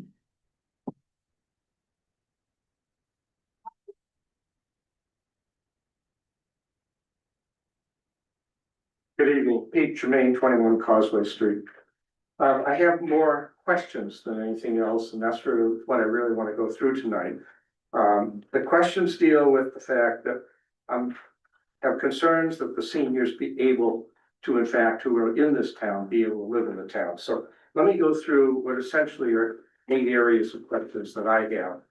The first one is tax implications, and this was touched on, but the reality is these people are going to need fire, police, EMT, DPW, a variety of things. Who's going to contribute to that base? And what's the net cost to the town? We need to understand that as town residents. Number two, we talked about how the land may be distributed. But we need to understand also who's responsible for maintenance. How is the construction gonna take place and who monitors that? Who builds the infrastructure and who's responsible for paying for that infrastructure? Sewer, water, electricity, all of that. Three, will the residents be permitted to have children in those facilities? Recognizing that some seniors, in fact, take over management of children for others. So we need to understand if there's gonna be a cost in that area, how is that cost gonna be handled? Four, if the state does portions of this construction or manages the construction or anything else, what controls does the town have at that point? Now, I heard that it'll be others who are responsible, the builder and so on. It's all nebulous in the way I've heard it. It could be this, it could be that, it could be a variety of things. Do Millis residents get the right of first occupancy in these buildings? And how about abutters? Are we gonna take into account the fact that some of the abutters are not gonna want necessarily a multi-story structure on those properties because it'll change the way in which they view their environment here in Millis? I just bring these up as questions. Regarding the Braun property, how will the DEP allow a change in wetlands designations when we've already got them? I'm concerned when I heard last week or last time on, well, we'll take measurements when it's dry. Regardless, I'm just concerned how that's gonna be done. Who will do the assessment? How will the assessment be done? Are there specific people in the state, DEP and others that we should be aware of who are gonna be responsible for managing that process? Sewer capacity. We know that we're at about 103% of our Charles River capacity right now. That's a given. The question is, when I begin hearing, well, we can connect into Medway, is Medway going to permit it? Who approves? What's the cost? How is it going to happen? Is there an impact to the town of Millis? Because this was brought up the last time. And we heard that there's sewer connectivity and a sewer line going by there. That turns out to be a high pressure line.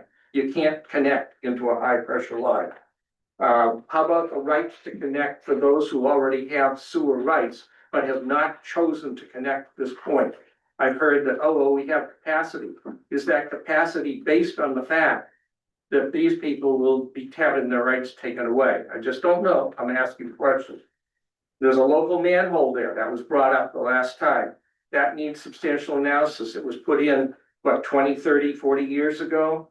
And if we don't have sewers, are they going to have a package plan? The last two are, what about expansion in our existing infrastructure of schools? There may come a time when we have to expand further, Millis High School, Mill School, or anything else. That says we may have to go into some of the playing fields and so on. I'm not saying we're going to, but it's a concern. How does this fit with the town master plan? We have to do so, and therefore, how does it impact our ability to use, say, playing fields over at Braun or one of these other locations? And finally, the real question that I have that bothers me is, I know that GAF property hasn't really been discussed in any detail, but let's recognize that property is an easy walking distance for seniors to get to Milliston or whatever that, I'm sorry, I don't remember the name of that particular area. The question in my mind is, yes, I know the property has contamination, but have we talked with our state reps about, is there a way to allow this to move forward, that the state will work with us so we could use that property rather than something else and put the seniors there where they're more available to town services? I have talked, by the way, with some of our state reps, and there is an interest in working with us in that area. At any rate, Okay, those are the questions I have. so we'll try to go through, I know, we'll I try, that's a lot. I would like a couple of them, though, but yes. First and foremost, everybody in this room and everybody in the town of Millis, we, the town, we do not own the GAF property. Does any, well, what, he wants $20 million for it. Okay, I'm just saying to you, it's there. Nobody's saying we have to buy it. Nobody's saying we have to use it, but I am saying it's there. Why isn't it being considered? That's all Well, I'm I asking. would say that if we're going to use it or consider it, we should buy it. And I am not advocating, I don't know if you are, Pete, but I'm certainly not advocating for a $20 million override. So if you're advocating for an override, please say so, but I'm not. And I don't think we should do an override. The reality is, we ought to be talking with them about whether that's something. that- And we've had conversations and so $20 why don't million you bring is that the to our price. attention and let us know what's been done. I'm not criticizing at this point. I'm asking, Well, what are the possibilities of using a piece of land like that? So if we had $20 million high, at the moment, the reality is we have two options. Right. For land that we own. And that is Ron and that is Cassidy.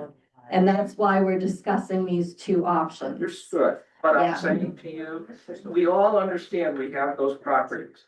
The reality is, we have another property nearby that may or may not make any sense to us. But it seems to me that's something the town, not just you as the major representative, but the town ought to be discussing and see if that makes sense for the seniors because of proximity. I mean, it would be I- great. I like the idea. It would be I the think best the use for the location's seniors. great. Yeah. I think your argument's fantastic. We just don't have the property or the money to buy it. Does that my give it- perfect job is being quarterback for the Patriots. I just don't have the skills to do it. It's like that property. It's the perfect location. It's It's the great. right spot. We just don't own Listen, it. I would, Yeah. listen, nobody like me, I look at that property 10 hours a day. I would love to be able to play with that property and find something. Yeah. I've happened to have had conversations with the owner. I have many conversations with the owner. He's a lovely man. They want $20 million for it, and if they don't get it, they don't mind it staying as it is because it is completely occupied. All of those buildings are occupied. They're getting an incredible amount of income.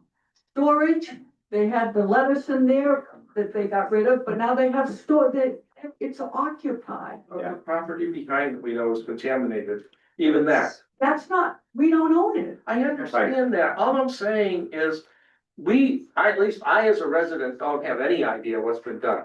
Okay. I do know the proximity is great, if we could do it. The question is there a way to work something out either with them, with help from representatives, from anyone? I don't understand how that helps us own it. Why don't you get everybody together and give me 20 million? I'll sell you the plaza. You can knock it down and we can put the house in. I understand where you're coming from. Do you understand where I'm coming from? As a I'm resident, trying as really a hard. resident, why not look at other options for how we might use it? I don't know if there are any. Well, I'm gonna go to something different on this. Yeah, go You ahead. mentioned we're at 105%, Jim Duffy, get ready. You mentioned we're at 105%, 103%. I don't wanna misquote you. Were you here for Mr. Duffy's presentation? I was, but I've also talked with Jim McKay, who has done the analysis, and he's the one who helped me get these figures so that I have them. Well, I think these are the numbers that when you were on the select board, you hung your hat on. After further study, we are at, Jim, and I paid attention, I swear to God, I paid attention. Was it 80% with 85% or something if we reserve 10%? So we are below. Use the microphone. Yeah, come up to the mic, because this is an important point. Because everybody says we're out of sewer capacity. Wait a second, Pete. Restrict to what has been connected or what's available for connection? Both. Both. Yeah, Pete, you're just wrong on this one. I'm sorry. This is a number that we've studied for years after you left the select board. Well, So, this is Jim- what we've given I know. by No, it's hard. DPW. Right, and there's been new numbers given. Yeah, Yeah. Jim Duffy, I'm the Yeah. chair of the Enterprise Advisory Committee, so. Should have calculated this number, but I Yeah. didn't, but with currently the 5% held by Charles River. Right. And then we take an 80% target of the remainder, which is the total minus the betterment. Right. So total minus 5%, minus the betterment reserve. Yep. Leaves us a number, working Yeah. market Mhm. rate. We then take 10% of that and slice it aside. And then we factor the flows that says, what are we actually using in terms of real water? And then the projects that are approved, we take the reserved capacity, which is the 110 gallons that we're obligated to reserve. And we then take that off the books and we're not at capacity. There's still 100 bedrooms. And Charles River agrees with this. I don't care what. Yeah. To be honest with you, that's what the numbers are Yeah. from the You're right, I data can that we tell are you that providing. the Charles River told us that the numbers we were using were correct. Now, it may be Charles River is not calculating appropriately. Ellen, you sit in on those I meetings. absolutely do. Listen, I don't wanna take up anybody's time with this. It is just philosophical. Yes, you reserve 110, but once you go online, it's 55. Yeah. Remember, you cut it in I half. understand. Okay, But that's, I also know what Charles River I understand. does for their calculations. I And do. that's based on how much we can connect. Yes. So you can argue it 5 ways from Sunday, but if Charles River does not I don't concur think- with that, I really then we don't. got a problem with that. Thank you. Okay, so, Where my name was mentioned, I will speak. okay, So what was happened, the paperwork that Mr. Duffy is working with, I was on that committee when you, made the committee. You also eliminated what is out there for people that have the right to tie into sewer. That's a large amount. That's all the people on Orchard Street, that's all the people on, so none of those numbers are in that calculation. Correct. correct. But Charles River looks at it in a different way. They look at it in the way that I just explained it. So they use, and on paper, and when I talked to Pete, it was expressed, on paper, we are 103% with the construction that's on there. Those numbers that Mr. Duffy and the committee's using are your numbers. Yeah. That is not what the Charles River I look know. at. So I it, know, but they do look at it once you hook up. But let me ask you, Jim, you're counting the people that are on, Orchard Street, that the sewer's running by by them, them. That And didn't half the- pay a half the stuff. betterment, They but did not pay a now betterment. it's done. Correct. but didn't pay, okay. Correct, and like I said, I have one in front of my house. I got it. Jay will represent you when I'm told I can't tie into that sewer. Yeah. Your explanation to that was first come, first served. Yeah. Mhm. The And people that paid the betterment and the We people do. that are approved absolutely have 100% right. So where's Those the that got involvement lucky though? We are. survived. It's- But so, I think the issue is we don't. The committee that exists doesn't believe we have an issue with it. The select board doesn't believe, and Charles River hasn't indicated a concern. So I don't think that's a legitimate issue to worry about. So let me just circle back. I'd like that at least as a response in writing from you and Charles River. Because I can tell you, when I brought this up to Charles River some years ago, they were adamant about the number. So that's why I'm concerned. Okay, I'm not saying it's right. I'm just saying this is what we were told. So there was a lot to unpack there. Oh, yeah. I don't know that we can address No, every but single it- thing. listen, that I'm came not up. suggesting we address it all. All right, okay. It was just to get the message out there. I certainly didn't expect even this level at this point. No, Can you email email me? us. Yeah, Email us. I will. yes. Yeah. Can you email those questions so that we can make sure we do address them all because they were good Yeah. questions. Good. I just want to make sure we touch on We them will. all. Okay, Thank you very much. thank you. Thank you. What do you? Closer to the mic, at the podium. Susan Simpson, 52 Island Road, and about to the Cassidy Field. So just what just happened right now is a really, really good example of why not just have a little informal meeting, 2 meetings now for the residents that are aware of it. Okay, so I'm just gonna read, so I won't go off on a tangent like I did last time, but I would like to say that I am very disappointed in the select board's lack of transparency regarding the proposed transfer of Cassidy Field to the Millis Housing Authority. The wetlands delineation study was completed on May 24th. By June 10th, 2024, the select board had already discussed potential donation of Cassidy property. On October 17th, 2024, the select board chair stated at a council on aging meeting that a 48-unit development on Cassidy was highly likely.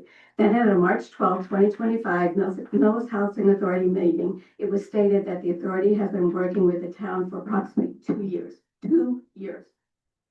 This clearly shows that the discussion has been ongoing for quite some time, yet residents have been meaningfully not informed or included. The only opportunity provided to residents was an informal select board meeting where questions were not fully answered and public comment was limited to 2 minutes. This is not adequate for a project of this magnitude. Residents deserve full transparency, proper notice, and real opportunity for input. I am requesting public hearings for all residents to be fully informed, to ask all the questions that we are asking and can't get answers to, that the zoning board be included, and that we have an opportunity to have real meaningful feedback before any decisions are made. Thank you. Thank you. Would anyone else, yes? Sorry, you can come up too. Come on up. Just- Cut down on traffic. Everybody get up, Yeah. get in line. Nicole Riley, 258 Village Street.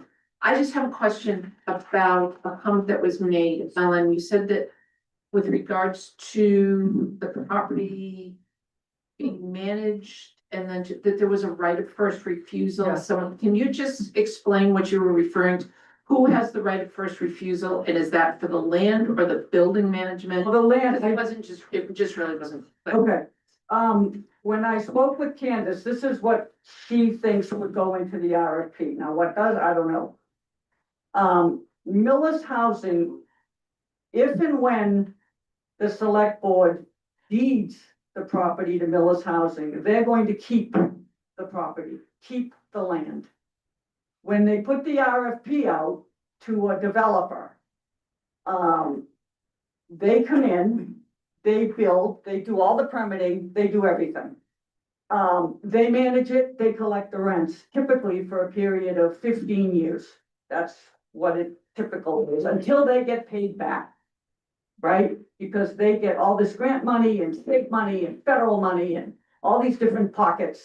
And then they collect the rents, they pay all that debt back, and when they walk away and they're happy, Millis Housing has the right of first refusal to take over the management and the maintenance and the collection of rents.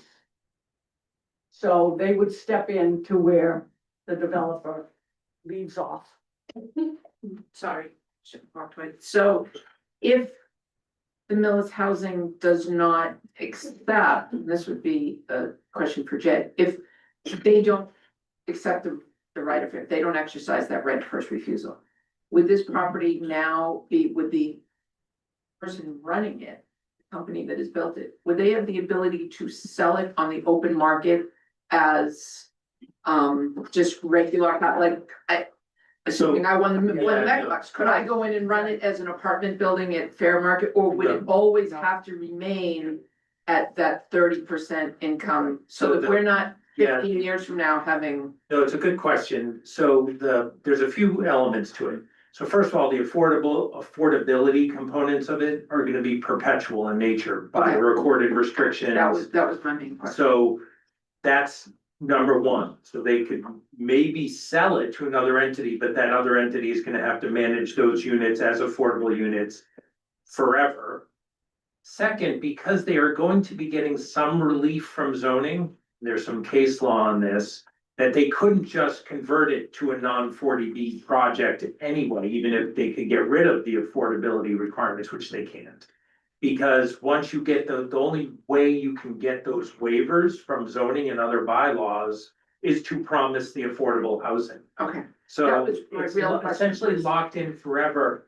We don't know precisely what that agreement may state. That's all out there in front of us. We would probably seek some safeguards on our own. In addition to that, the affordability restrictions, which will run in the town's favor, we will additionally get some rights of first refusal as a town. So there's multiple layers of protection to make sure in all circumstances that the project is going to be managed by an entity that cares. Okay, that was just what I wanted to see clarified, was that there is a deed restriction in perpetuity 100%. that at some point, 15, 20 years, I mean, I won't be around to care, but Yes, we don't you wanna will. make this investment and go through all of this to find out 20 years from now, when my kids are moving in, that it's now, Yeah. we're back in the same boat where we've lost all of this. In the 70s and 80s and even in the 90s, we were doing some affordable projects through 40B that had 15 or 20-year restrictions. And those fell off the books. And then there was this tussle as to what happens.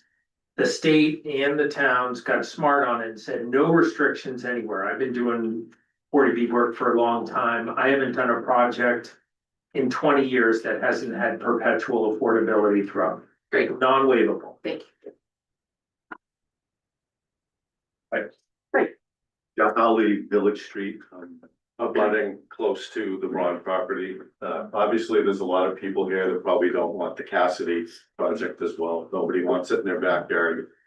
I'm mostly interested in, like the sewage, would it tie in on the Medway side?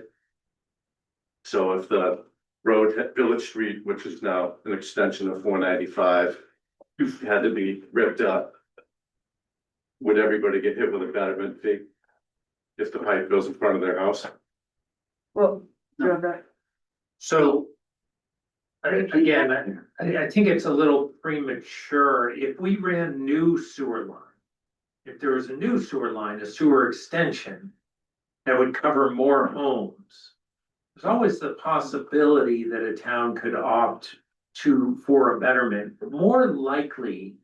When you have a developer that is developing a project like this and bringing sewer to a site.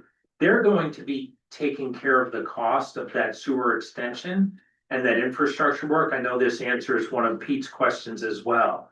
So the town is generally not, when it's an developer-driven process, the town is generally not on the hook for those expenses. We do betterments to pay for the expense, not for the right. We might charge people connection fees.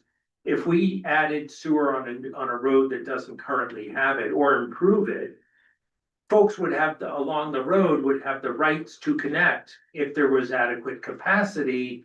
But they probably wouldn't be charged a betterment because the cost in this kind of instance is gonna be borne by the developer. Yeah. So we're not, if this is different than if we were doing a sewer just to serve in an area of town that needed sewer because of failing septics. We might charge a betterment because we have to pay for it somehow, or we might choose not to charge a betterment and spread that cost around all of the taxpayers. Which is what they tried to do the last time. Which you can do, those are the two ways to do it, to do sewer. Here, it's different because we'd probably be looking for whoever's gonna develop this, whatever sewer infrastructure they need to bring sewer to that site is likely going to be their cost. Could I follow up with one quick question, Jay or Mike? Glen Ellen, they paid for that sewer line, or Jim, they paid for that sewer line themselves. That was not a town sewer line, even though it went past townhomes, correct? That's, Correct. that. And no betterment was Yeah, charged. not on my watch. Oh, yeah. but- Correct. No betterment was charged, okay. No, but there was a hook, if somebody wanted to hook in. Right, a connection fee is different than a betterment, right? Okay. Thank you. Right, so you're next, and then, Fine. yep. Just so I understand, the Oh, sorry, can you name and address, oh, please? Sharon Carlson, 151 Acorn. Just so I understand, the board is planning to propose this giving of the land, and it's really gonna decide between Cassidy or Braun as to which one is gonna be put to the vote at the town meeting, is that right? That's the idea, yes. And having listened to the recording of last meeting, it seemed like there was a strong push from a lot of Cassidy residents to protect their site. So I'm gonna do a little, not in my backyard. Okay, So it seems pretty clear to me that Cassidy is a better site. It has sewer, it has sidewalks. It's closer to town center for people who don't have vehicles necessarily. The wetlands issue at the Braun property is much more extensive. There's an actual stream that goes down the center of the property. You have the Oak Grove walking trails that would make for a better living situation for folks. And that would be residing in that area. So overall, if the idea is for people to remain independent and productive, it seems to me a no-brainer that Cassidy would be a better site. Now, would be better to be even more in the center of town, certainly. But this has a lot of things going for it. And one thing that wasn't mentioned last time, I think, is that the traffic problem on Village Street is really quite problematic. Living close to the Acorn and Village Street intersection, there are a lot of accidents there. The town tried to mitigate that with some flashing lights, so as you're driving towards Medway, you come up over a rise after you've already had a flashing light, and then, oh yeah, because of Cross Street. It's, a lot of people take that Village Street to get past 109, but we have so many traffic lights, and there's very little to slow the traffic on Village Street, so maybe this isn't a big increase in the traffic that's gonna be on Village Street, but it's another one. And if it really is gonna go that direction, we need to do something about the safety. And old people walking along the road where there's no sidewalks and there's people going crazy trying to get home from work is a pretty dangerous scene. So overall, to me, custody site would be the one to go for. Thank you. Thank you.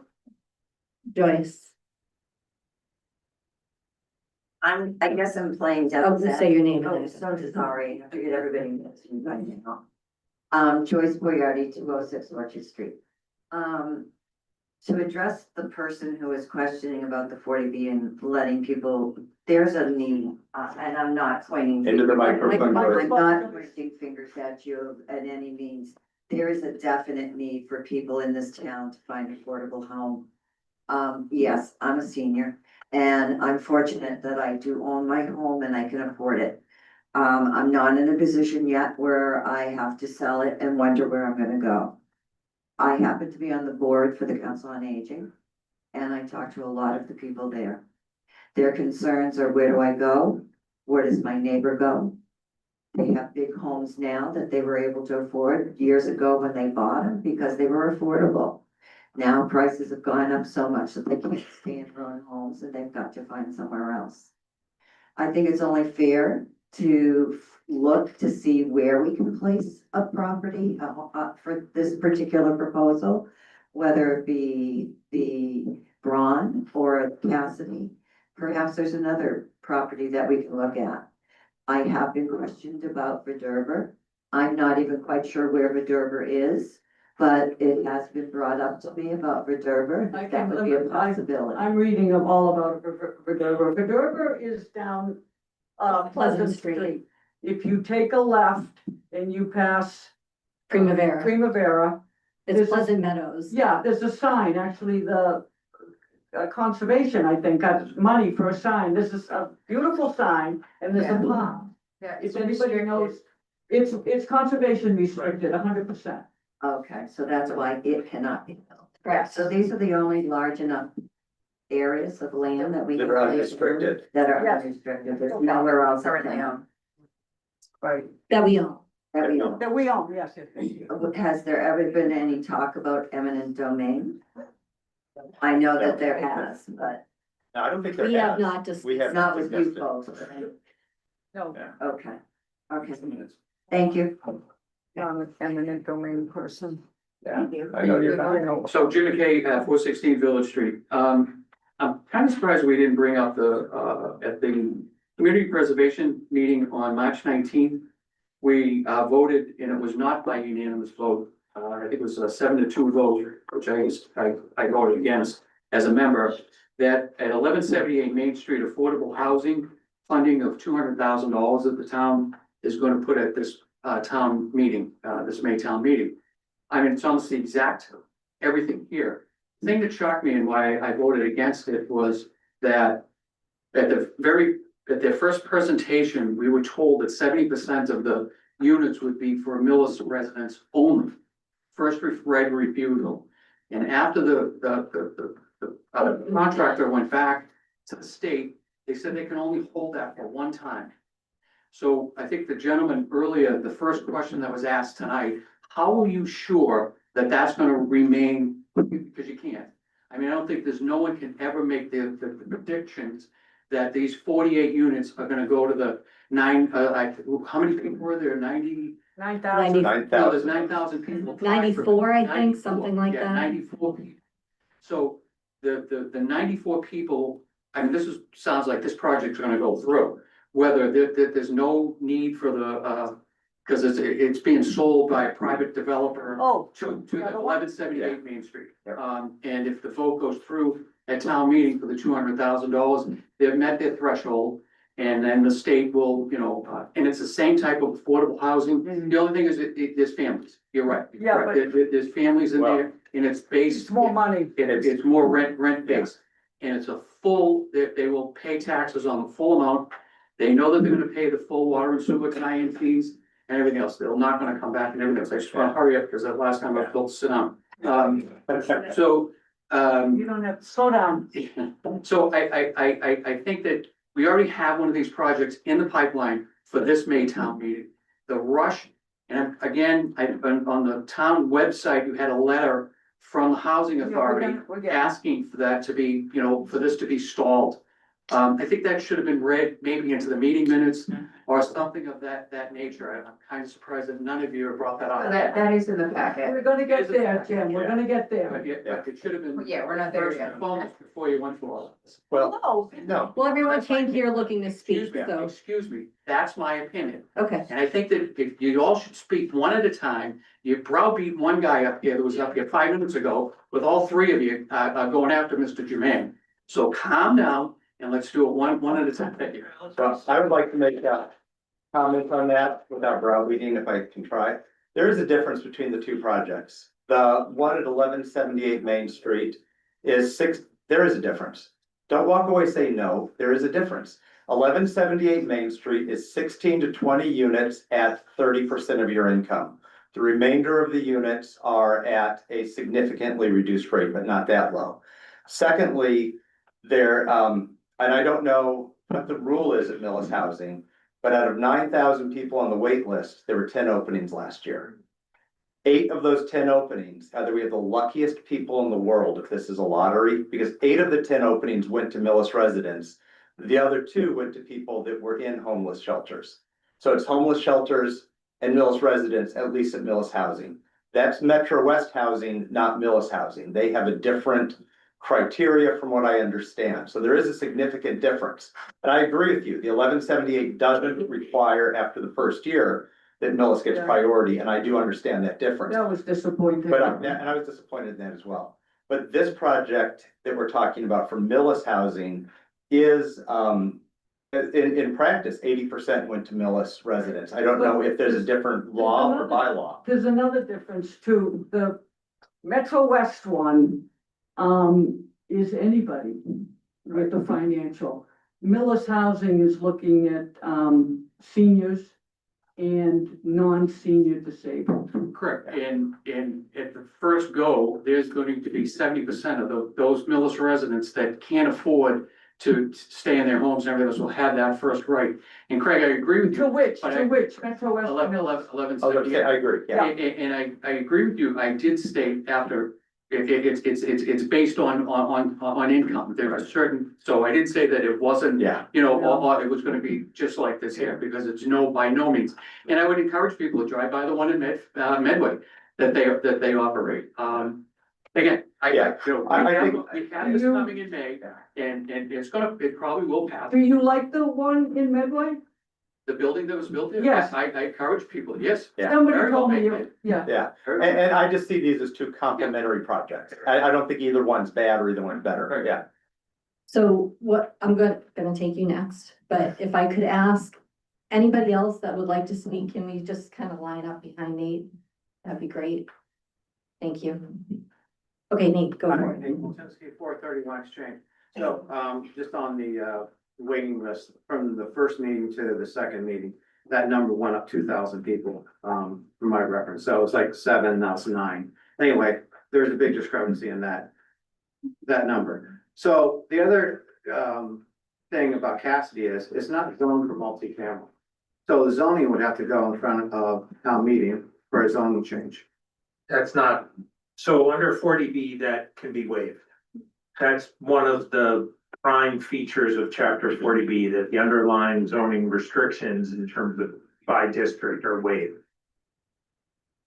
So it doesn't have to go to town meeting for that waiver. That happens before the zoning board of appeals. All right. The other thing is, why are we giving this land away if we do it? Why don't we get, because taxpayer money went into purchasing, and we're not even paid off from Braun yet. That was $1 million, and Cassidy was $850 at the time in '98. So why aren't we getting recompense for any of this land? I mean, that's a big consideration. Well, I'm looking at it a different way. I'm looking at it being recompensed by giving Millis residents and others a place to live. I mean, it was bought for use. I personally think that this is a terrific use, and that's the value. And not for nothing, it's a teeny tiny piece. It's like 4.5 acres of 47, I think, or 36, or And then the rest is restricted for not all of it, conservation, yeah. not all of it. But A big. if I listen to a lot of the abutters, mostly they're concerned about the wildlife and the beauty and Don't want drainage, plain and simple. what? They just don't want. Okay. That's what I'm they're. sorry, Nate. Yeah, that's all right. We all have dollar points. Now you made me forget my last one. Anyway. I guess it worked. And once again, like Susan said, if this is too much to push through. Got it. Okay, and I think that you should take, consideration from the, housing authority and they table this to Got it. the fall and get some real info. Thank you. Hello. The line broke. Okay. Yeah. My name is Carol Baker. I'm gonna read because I'm not a great public speaker, but I am, a member of the Millis Housing Authority. I am in, I think, the middle of my second term on the Board of Commissioners. Obviously, I'm here in support of the project. Candace wanted to be here. She could not. I think she may have given me the pneumonia, though. I don't know. So anyway, we did start brainstorming quite a while ago about how to bring new housing for our seniors, for our non-elderly, disabled population. Quite some time ago, we didn't really engage the board until more recently. But we wanted to create truly affordable and senior housing in Millis. As many of you know, with the new state initiatives, as a town, we're no longer, and you can correct me if I'm wrong, because I think I have some of this right, no longer allowed to say no to private 40B projects if we're under the safe harbor, as long as the developer agrees to set aside a small percentage of the unit and designate them as affordable. As we've tried to outline, and what admittedly is very confusing, the definition of affordable looks very different depending on the project. Unlike many private developments where affordable is tied to a percentage of the area median income, which is very high, our model would fix the rent at 30% of a resident's actual income. This provides a much deeper level of affordability for seniors and others on fixed income. In addition, again, correct me if I'm wrong, but Massachusetts Chapter 40B allows developers to bypass certain local zoning bylaws if a town's housing stock, I did just say this, is less than the 10%, which we are today.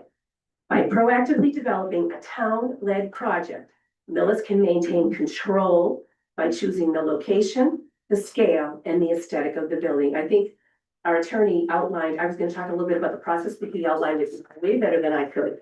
And there would be meetings, there would be community engagement, just like there was with the school. We want to know what people want to see. If we're going to do something. We want to encourage community support. All of the details will be worked out during the RFP process and during the permitting and planning stages with community input. Acknowledging what Jim said, we recently sent a letter to the board requesting that we hold the vote on this. I think we may have surprised them, that we hold the vote on this to the fall in order to be able to take community input and listen to residents' concerns over the coming months. We heard you and we respect you. Our request was not meant to create a division in the town. Hear us on that. We believe that this is something that is going to benefit everyone. We hear you, we respect you. But our goal remains unchanged, to figure out a way to take care of those in our community who can no longer afford to stay.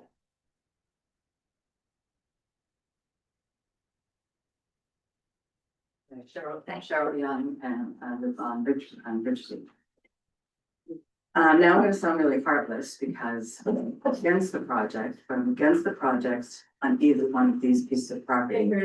Can't hear you. 4 inches. Yeah. Yeah. Still following. I understand that we need public housing for people. And according to the plan that was done in 2019, I don't know if there's been an update to the Millis Housing Production Plan. there were quite a few sites outlined in this plan that were recommended to investigate housing. These two pieces of property were not in that plan, and the reason they weren't in the plan, I think, is because when you also look at the plan, you look at the resource maps. And these are environmentally sensitive areas. And it's not just wildlife, it's flood control. On a zone 2, this is important for our drinking water supply. And not to bring up GAF again, but I don't know why we're not going to some of these property owners, and some of them it seems like have abandoned the sites that aren't using them. There are brownfields programs in which we could get funding. I don't know why we are choosing greenfield sites when we have acres of brownfield sites in this town. And even if this project wasn't going on, it still benefits everybody in the town, for us to be able to develop those sites, mixed use property, low income housing. I think that we need to have a more, I guess, creative approach to looking at other sites. I'm not sure where the Millis salvage yard is, but that was in the plan. The cement plant, 1400 Main Street. BASF site on Dover Road. I think that, and GAF, back to GAF, it's a huge company. And I know from working at a big company that there are, they want good publicity. And we could ask them for a portion of the property. We don't need all of the acreage. And I'll help you if you want. But there are plenty of towns that have done this and have been successful. And there's also federal money with the EPA. I don't know how that is right now, but I know that Massachusetts still has those kind of funds. And so I guess after all that, my question is, have you looked into that? I don't know if I can stress this enough, but I'm gonna try. I know that you can look at a piece of property and think that the property owner doesn't want it or will give it away and they're charitable, whatever. But yes, we are in talks with probably all the property owners.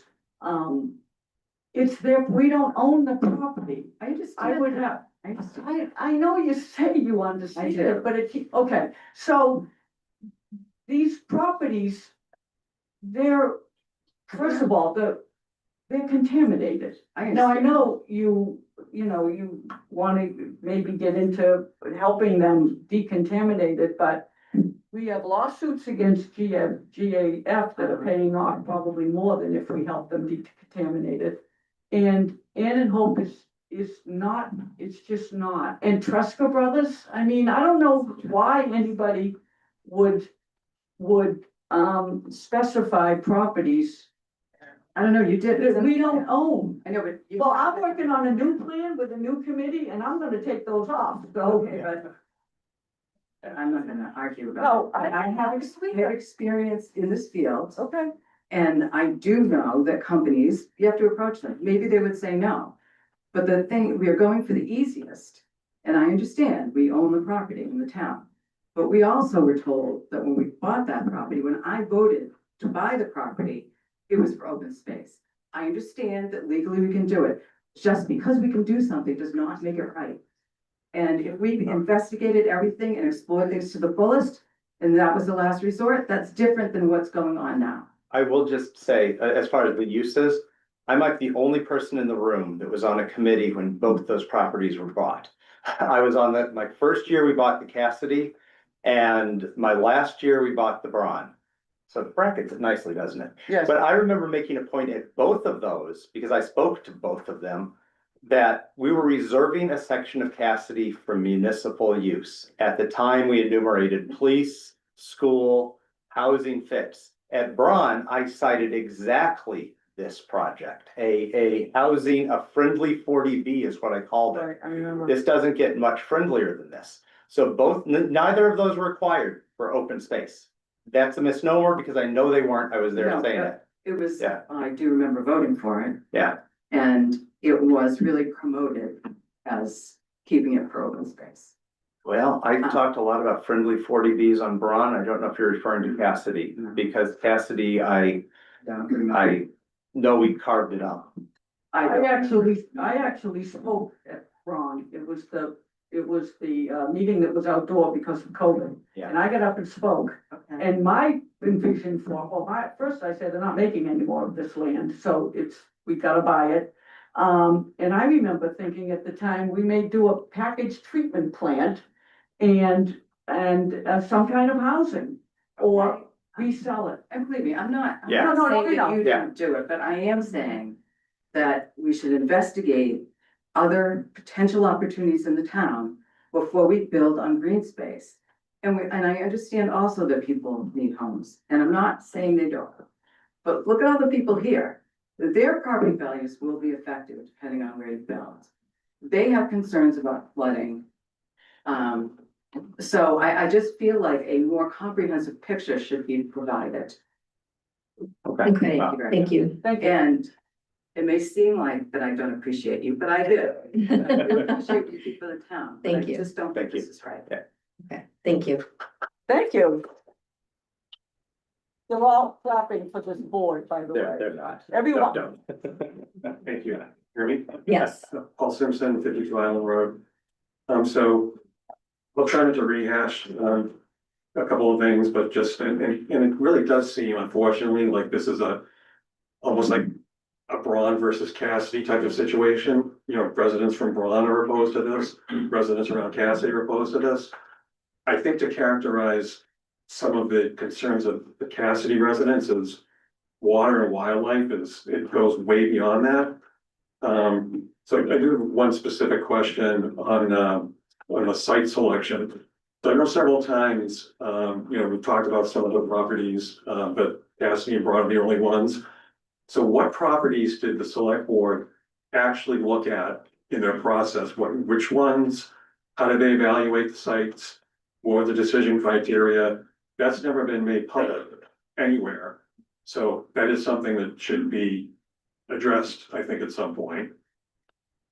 We've evaluated all the properties that were buildable that the town owns, and there were two, Cassidy and Braun, Verderber Conservation, but the one with the Yeti, and I can't remember the name. Dyer property, thank you, that's For park. for a park.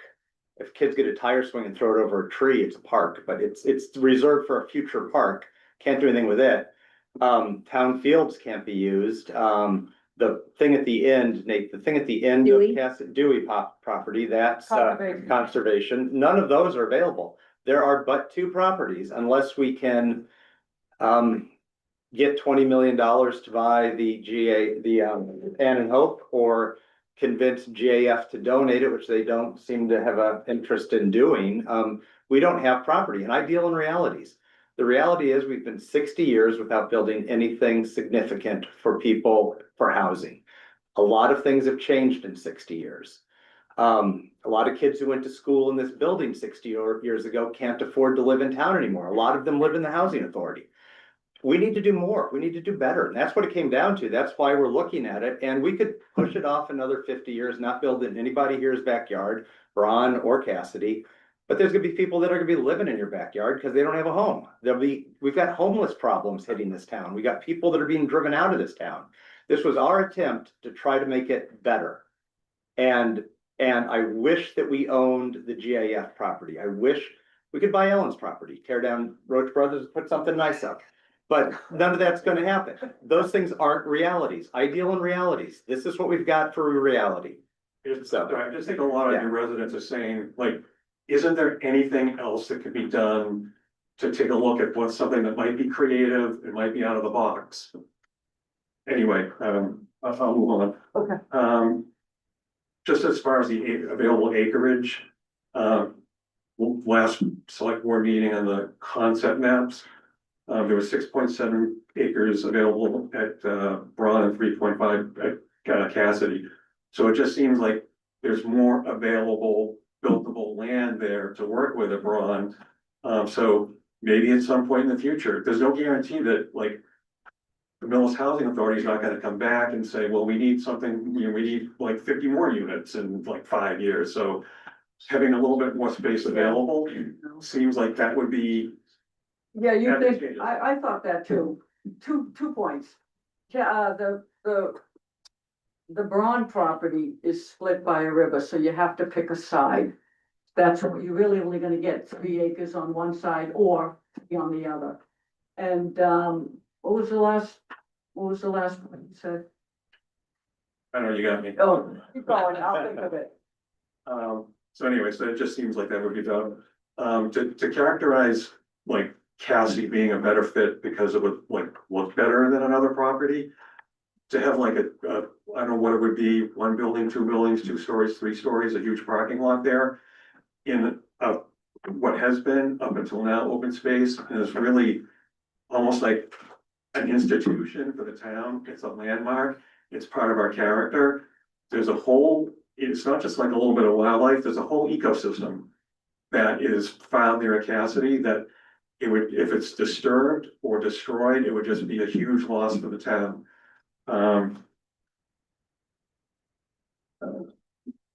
I did have actually a couple of questions. So, the town council, I was actually the person who asked, I think, the question about, so Article 17 from the warrant that authorized the Cassidy purchase and whether public housing was a municipal use. You're saying that it is.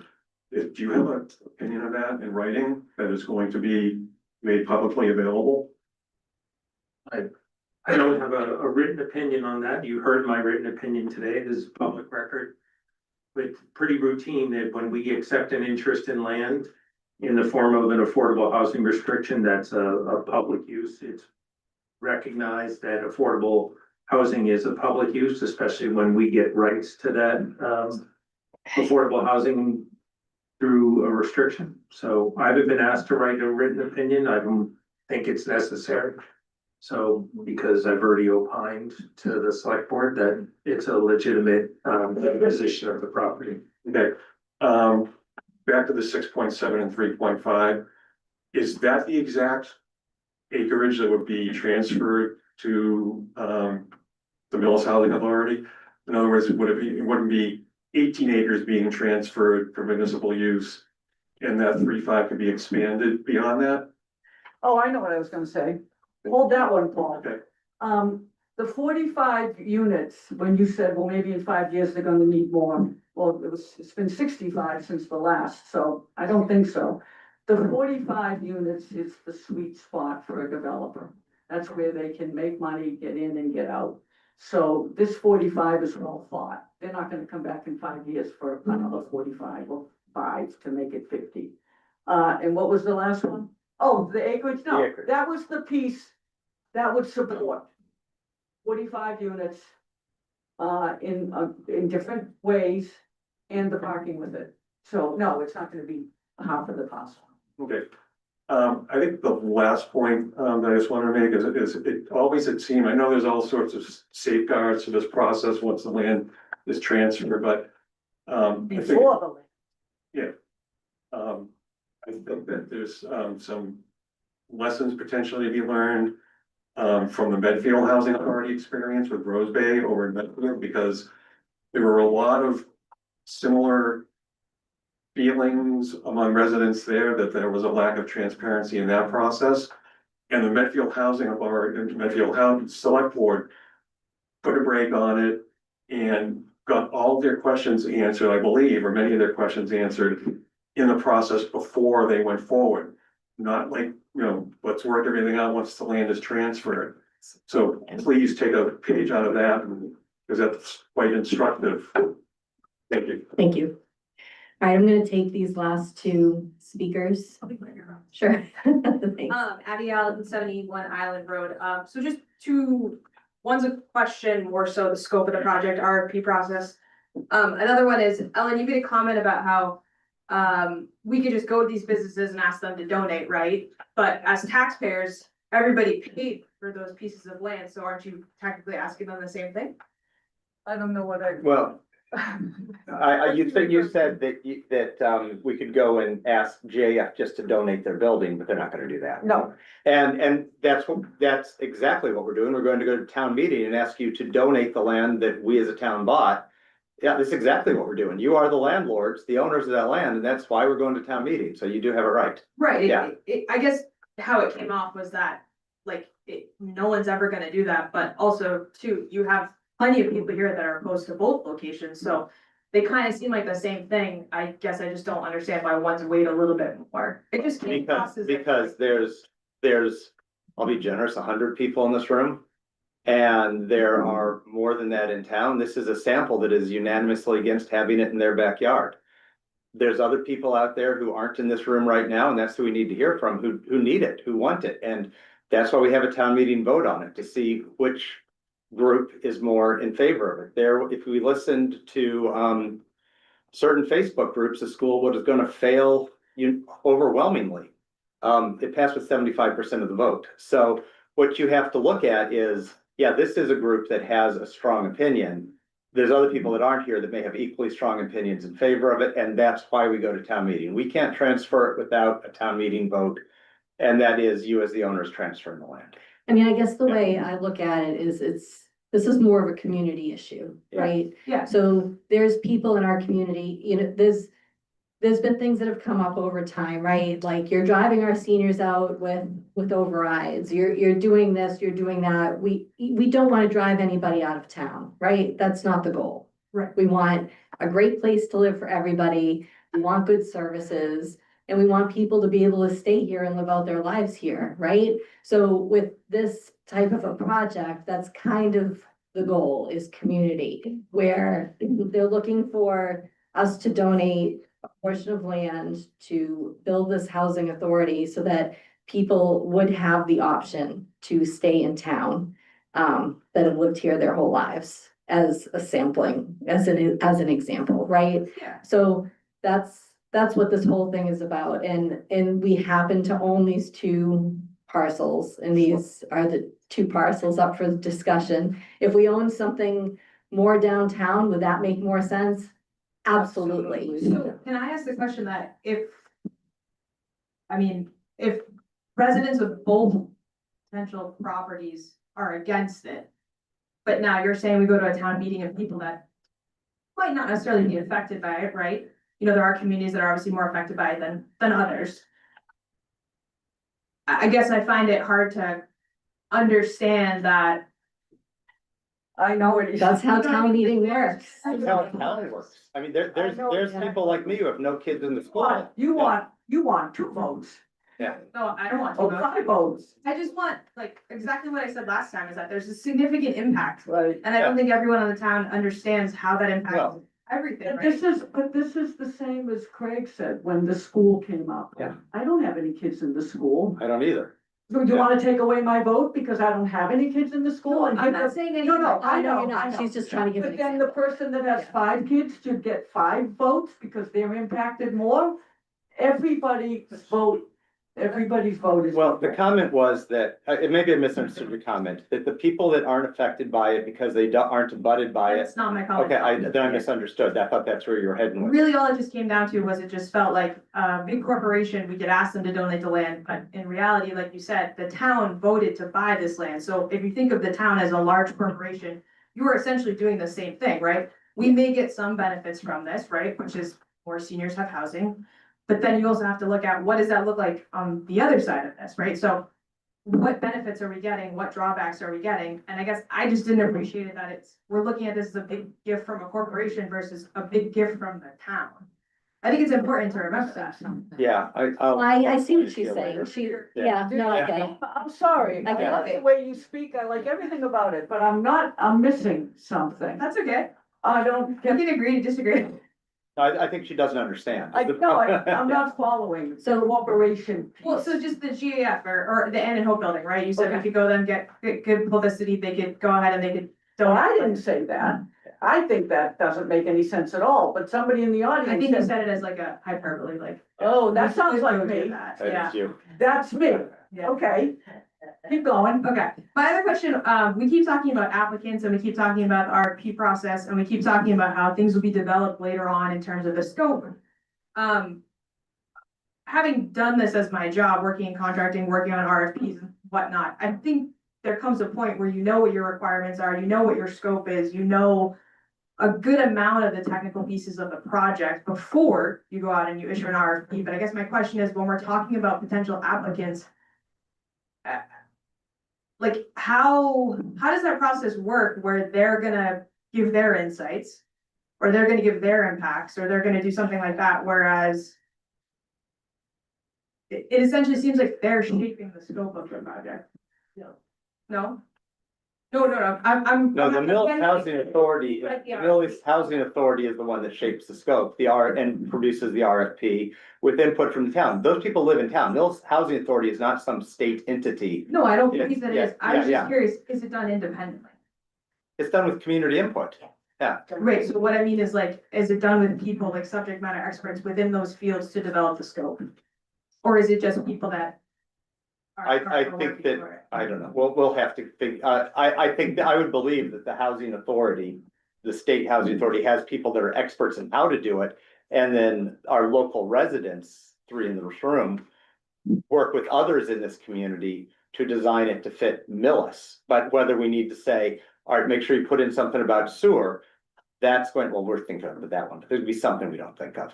And that's where the experts who develop housing every day of the week. And I don't know which company you work for developing housing and issuing RFPs, but there's Well, I work people for that, the federal government. okay, there's people that do this for a living for the state Yeah. government who do assist you doing it. Sure, no, I was just Yeah. curious how independent it is, right? When you get too many people that have vested interest, then you just wanna make sure it's transparent, right?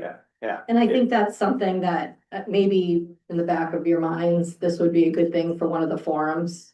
Yeah, yeah, Housing's. yeah, so we could But thank review you. that. Sure, yeah, no worries. Nice job. Hello, Hello, Chris Maltinsky, 431 Exchange. I have two questions. yes. Ellen, you said 45 is a sweet spot. What if we, as a town, don't want a 3-story thing in a residential neighborhood in an area like Cassidy? What if we were to do a 2 or a 1? Is there enough land there for 45 units in spaces without going 3 stories high? Yes, And will that be taken into consideration as a scope if we I don't, don't want a 3-story in our I don't backyard? believe a 3-story was ever considered, right?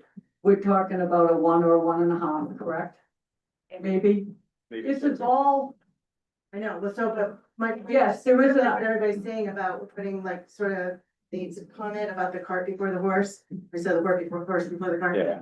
So that was one concern, and I wanted just that make, clarified, because ultimately it sounds like, I'm just gonna say it, that you guys are putting Cassidy. And because of the sidewalks and everything else, but for us, you have to remember, you are depreciating the value of our properties, one, right, which is, okay, real fair, but. I'm not, No, I'm not- come I'm on, not seriously, certain. and then to No, put a big not say- building in a field near a house, so. I am, Stop talking. I'm, Please, let her finish.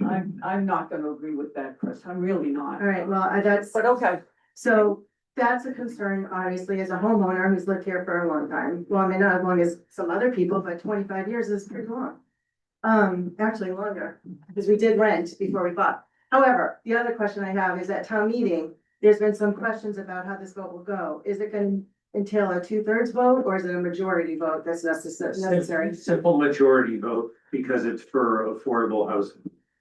And that was a change the state did. We were under the. Yeah, we had thought most land transfers require a 2/3 vote, so we were incorrect at the last meeting, so that's why we asked town council to come Yeah, in. that's why we brought Jen. Yeah, the carve out for that. Thank you. Thank you. Okay, One thing. Hi, Carol Baker again. I just want to clarify, Medfield owned their own land. The Housing Authority already owned their own land. So the issues they had were, nobody wanted it in their backyard, and that's why they put the brakes on, but they ultimately are getting there. They haven't started construction yet. It's a different process. Medfield owned their own land. It was not a land transfer. So I just wanted to clarify that. okay, the housing Madam authority. Chair? yeah. I just, while Carol is up there, are you still having your meeting on Wednesday? At the library? Yes. Yes. Yes, so just a reminder to people that you can all do this again on Wednesday, right, and ask questions. Yep, Wednesday at Okay. the library, 6 P.M. And a representative from the Metropolitan Area Planning Commission will be there with us. I just want to encourage everyone to attend that as well. Thank you, Karen, that's good. So before loving you, I just want to thank the board of town council for coming in and everybody who spoke tonight. Here is Scott. Everybody who spoke tonight, I want to thank them, and thank town council and the board. Everybody's in the point. And we hear it loud and clear, so both sites, whatever's decided, all the issues will be worked out, they have to be worked out. So thank you to everybody in this tonight, I'd like to see it full, everybody's opinion matters. Thank you. All right, so at this point, we're going to deliberate a little bit. Yeah, What you got?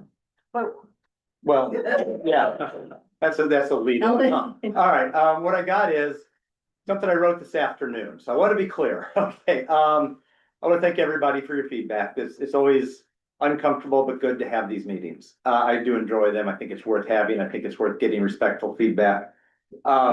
First of all, I'm going to go on record. I'm 100% committed to affordable housing in Millis. It's been 60 years since we built it, and for all the reasons I've given, and for all the people that my wife and her sister who grew up in this town have lived here, well, she's only 27, somehow she's lived here for a long time, but 63 years here. So those people need this housing, and we need to build more of it. It's getting more unaffordable. In one breath, we try to we get criticized for raising taxes to build schools and driving seniors out. In the next breath, we try to build housing for them or reduce taxes. We get criticized because we're giving seniors a special deal. So right now, I'm 100% committed to doing affordable housing.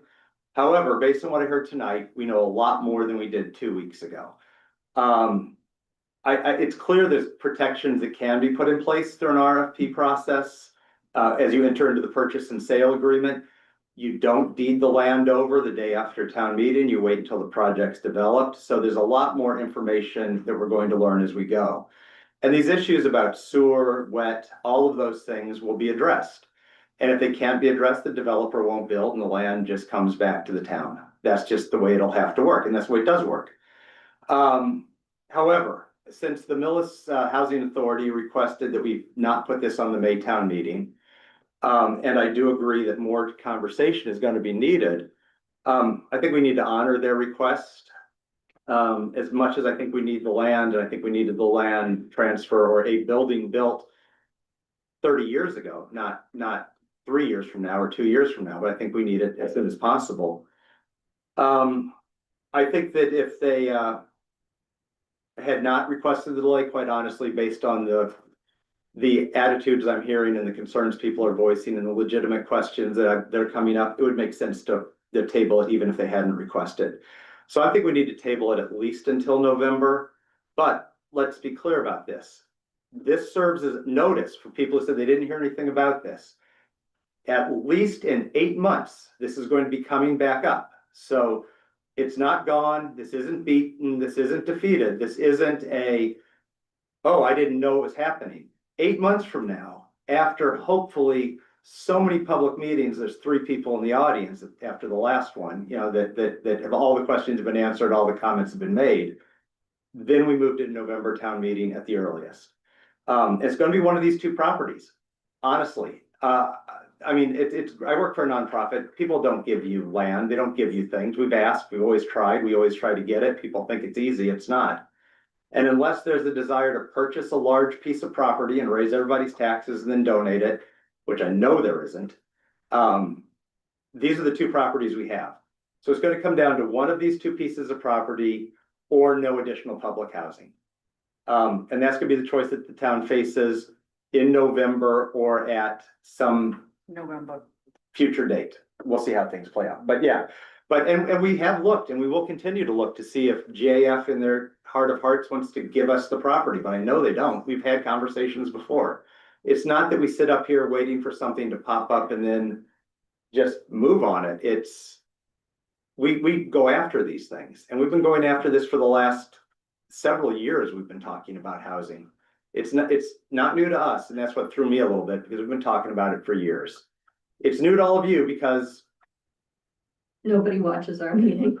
I didn't want to say that, but people don't watch our meetings. People don't read and I wish to God we had a newspaper because we publish the warrant on Facebook typically the Friday before the meeting.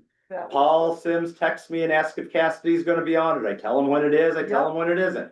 So there's at least one of you that reads it. So thank you. But the rest of you, it's out there. We put it on Millis Public Forum because it's the closest thing we've got to a newspaper. So look at the agendas, there'll be other housing agendas, but I'm hoping that we agree to take it off and push it to November. What do you got? What do I got? You got anything? Because he said everything. He did. I wrote it. I agree. People don't look at our agendas and that you don't come to our meetings. But we've been talking about this for over 2 years. And there's a few of you in this room that I've been talking to for over a year. But I like the more the better. Yep. 2 weeks ago, when this room was full, I loved it. All your comments, I loved them. Because you said what you felt, and now it's in the room, and we can all deal with it and figure it out and how to move forward. And if it takes another 6 months, I don't care. I want enough interaction and whatever, every question answered, every T crossed, every I dotted. I really don't care. Because if it took you this long to come to it, I'm good with it. But I will say this about that. This housing, we should go to Medway and look at the job they did, because it's gorgeous. That's number one. Number two, these people that are going to be living there, these people are our neighbors, our family. These people, I grew up with these people, a lot of you grew up with these people, and if you didn't, they've been here longer than you. So when you look around and say, you know, I don't want this here, these are our people, our family, our neighbors, and if you want to learn more about them, go down to Millis Housing. They have meetings and parties, and it's fantastic. It's a community, and it's 65 years old. And I'm hopeful that we can create a little bit more, double our inventory, and give them the homes that they need. That's all. Thank you, Ellen. So thank you both, Craig and Ellen, and thank you all for coming tonight, for all of you for speaking. I want to echo some of what, well, I like what everyone said, but specifically what Craig said. You know, I do understand that we might have been talking about this, but it does seem rushed to those who have not been following along. And We've been following along. There hasn't been a lot of discussion, open discussion. okay, so, okay. Okay. So, given that, we understand the desire for us to slow down with this, and given that the Housing Authority has also requested that we delay this until at least November. I think at this point, the next thing that we need to do tonight is to continue on with our agenda for the warrant. So what I'd like to do is move that we remove Article 12 from the agenda. Article 12 is the article that that would designate the land transfer. So at this point, at this time, I'd like to move to remove Article 12, which is the transfer of land for affordable housing, and we will revisit that in November. Second. Okay, it's been moved and seconded. All those in favor? Aye. Motion carries unanimously. So that means that it will not be on the May town meeting warrant. It will most likely be on the November town meeting warrant. So at this point, we've had a couple meetings here. I know that the Millis Housing Authority is having some meetings coming up very soon. What's the next one? Wednesday. Thursday night in the library, 6 o'clock. And the Wednesday after that, The next 2 Wednesdays at 6 o'clock. This coming Wednesday at 6 o'clock at the library, and then Wednesday, the 15th at 10 a.m. at the Housing Authority? Yeah. At the Housing Authority. Okay, so those, what, Where's the house? and where's the Housing Authority? The 142.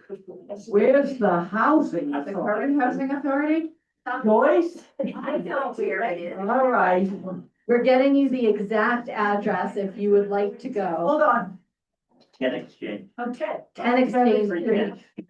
310 Exchange, 10 Exchange Street. on record, 310 Exchange Street, Wednesday, April 15th at 10 a.m. For all of you who have never visited the housing authority, please go to the housing authority. So this gives us plenty of time. The housing authority will have a couple of their open houses and, forums this And they month. usually have snacks. There'll be more time for discussion upcoming throughout the summer, I'm sure, into the early fall, prior to this being on the fall town meeting warrant. But at this time, it will not be on May. However, I would still really like to see everybody in this room go to town meeting in May. If you could, please, because it's still important, even though this won't be on it. Madam Chair, I just wanted to add one quick thing. Ellen said go visit the Housing Authority at 310 Exchange Street. I completely agree. I have been there before. I have worked here a long time now. I'm coming up on 18 years being here. I have never once gotten a complaint about the Millis Housing Authority from any of their current neighbors. They are very good neighbors, so I just want to let you all know that. Thank you. Okay, so at this point, we should continue on with the warrant. Yes. And finish that. And then we have some more business with our town president. Yeah, that's okay. 2-minute break? We'll take a 2-minute recess. Take a break. 2-minute recess. Sorry, I just had to. Never know. I know. Right in the nose, I never.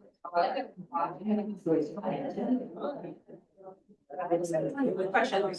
We knew that the job. It's hard to figure out like when things are happening, committees that are happening and stuff.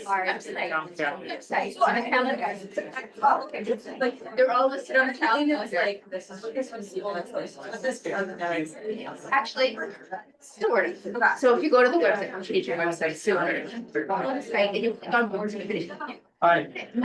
Open it up, like their charge. I'm just asking the question. I know, I was trying to rope it back. It went off the rails, Pete, I'm sorry. Yeah, well, But yes, your questions, we're going, you should email. I'll them. get the questions to you, that's okay, I'm just saying, there's no need for any of that, that's why I said I'm just gonna ask questions.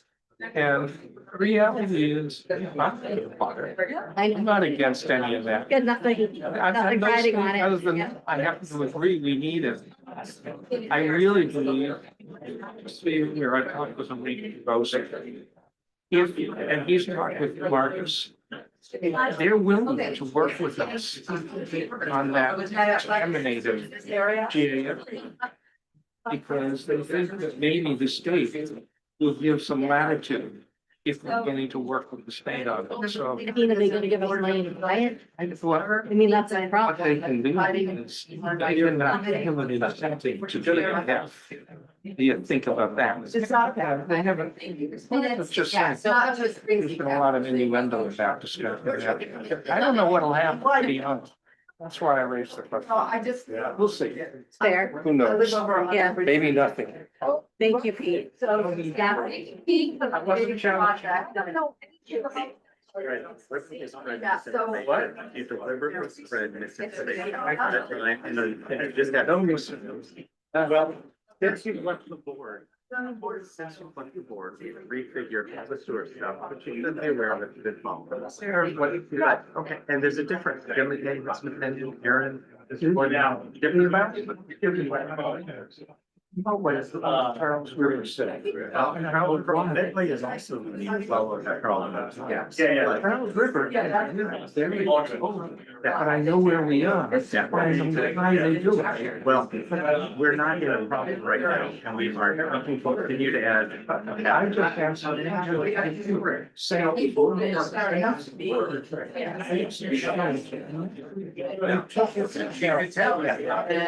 About that issue. No, he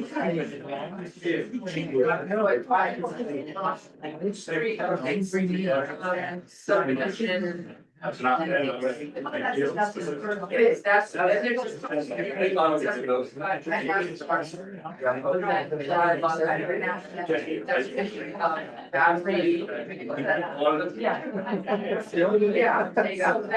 We didn't want it. No. Yeah. We're gonna move on to the meeting. Day, I know.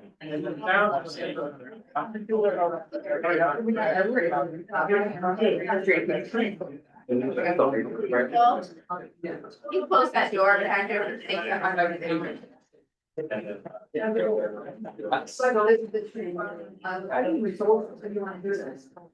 Okay. All right. Moving on. Thank you, everybody. We are back from our recess, so we will be picking up and continuing on with our agenda.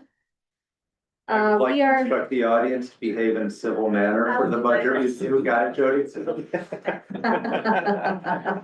down to one. You still have the warrant open if you want to. Yeah, yes. Yes, we're gonna finish that. I've got one quick question about the warrant, since we still have it open. How much, do we have a number we're setting aside for Tri-County? We'll get to that. Okay, I didn't want to jump ahead, but it was, yeah. Yes, you did. I did, All right. sorry, I did. Do you have this? Yeah. Under your phone. Oh, there it is, thank you. What was that? All right, All right, so so, Madam Chair, if you'd yes, like, I can go kind ahead. of run through. So you did just vote to remove Article 12. yes, I'm recommending that the board vote to remove the original Article 1 unpaid bills due to a lack of any unpaid bills, Okay, which is a good thing. Yes. are we gonna just vote to accept the I mean, you changes? could, this is the only other removal, and then the rest I will make a list of So asking we're you doing to these, accept the number removing of articles. one and replacing it, then adding Article 9, Yeah. Okay, 19, Yeah. 20. Yeah, okay. Let me just kind of make the recommendation, and you can so move it if you like. Madam Chair, I'm recommending that the board vote to remove unpaid bills from the warrant. second, I move that. Okay. I'm reading ahead. Ellen, What? do you second? Second, It's been moved and seconded. All those in favor? Aye. Aye. Thank you. I So was trying to find the Tri-County number. I am gonna be now requesting that the board add 3 articles. The first article being a new Article 9, actually, I should say, the first article being a transfer from the general budget of $70,000 from the operating budget of Article 3 of the May 5th, 2025 town meeting back to the ambulance revolving fund, since those funds were not needed. So moved. Yeah, I was waiting for him to do all of my thought. Yeah. So moved. second. Moved and seconded. All those in favor? Aye. The next article is a new Article 9, which is for to authorize the borrowing for the water meter replacement project. That was identified in the capital article number 8. This is a borrowing authorization requiring a 2/3 vote. So moved. Second. It's been moved and seconded. All those in favor? Aye. Thank you. The next item is a new Article 19. This article would appropriate the sum of $1,168,158.69. Being the full balance of the funds available in the PFAS settlement funds for the purpose of funding the PFAS remediation capital projects. So moved. Second. It's been moved and seconded. All those in favor? Aye. Motion carries unanimously. Thank you. And just one last article, new Article 20, a vote to rescind borrowing authorization previously approved in the amount of $206,021 for the DeAngelis Well Project, wells number 1 and 2. So moved. Second. Moved and seconded. All those in favor? Aye. Motion carries unanimously. Thank you. And just, those are the only formal changes I'm asking this evening. I'm not predicting any additional articles, will be needed, or I believe all the articles that are currently in there will be needed. There are 2 articles we still need, additional language for. Article 16, which is the pilot agreement, the 1073 Main Street. In discussion, that's being reviewed by town council and our assessing office. So I should have the language for that within a few days. The other article that's not completed is Article 18. That's the amended zoning bylaw for battery storage systems and data storage systems. That involves a zoning change, which is being heard by the planning board at their hearing tomorrow evening, I believe. Okay. So we'll have that later this week. And then when do we vote to, when do we sign? You'll be voting to approve the final warrant and to sign the warrant at your meeting next Monday. Next week, okay, Yeah. all right. Any questions on the warrant as it stands? Next week's meeting, 7 o'clock. Yes, Okay. Then I'm fine with it. Unless we talk about housing again. we're not talking about it We're not. again at the next meeting. Talked about that we have a tri-board meeting. Okay. We do. Craig, you've been waiting for this tri-board meeting. You have. I'm not sure that I want to go Move to anymore. close. You can vote to close the warrant. Yeah, I make a motion to close the warrant. Second. All right, it's been moved and seconded. All those in favor? Aye. Motion carries unanimously. Thank you. And you only have one item left on. No, we have two. You forgot the We need- springing Oh, regulatory. great. Jay, sitting there This is- patiently. This is the main act for Jay. Yes. Yeah, Jay. This is why we really brought you. What is, I don't, 1040, 1060. what is it? It's, We're gonna- it's to allow, We're gonna it's to find out. allow affordable housing to remain in perpetuity, correct? For some of the Yeah, apartments, so- sort of. There's a few elements to this, so 1060 Main Street, which we all know, is a pretty big project. And there are a certain number of requirements within the comprehensive permit.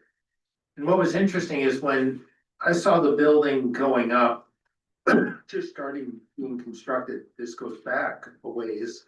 I asked the then building commissioner, not our current building commissioner, like, did they really get their state approvals yet?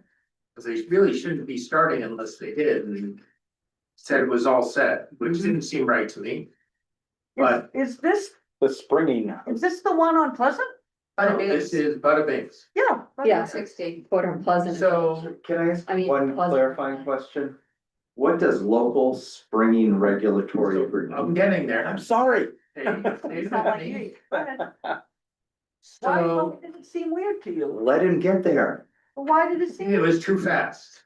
It takes a while for the state to review it. In any event, fine, they went along and people seemed okay with the building.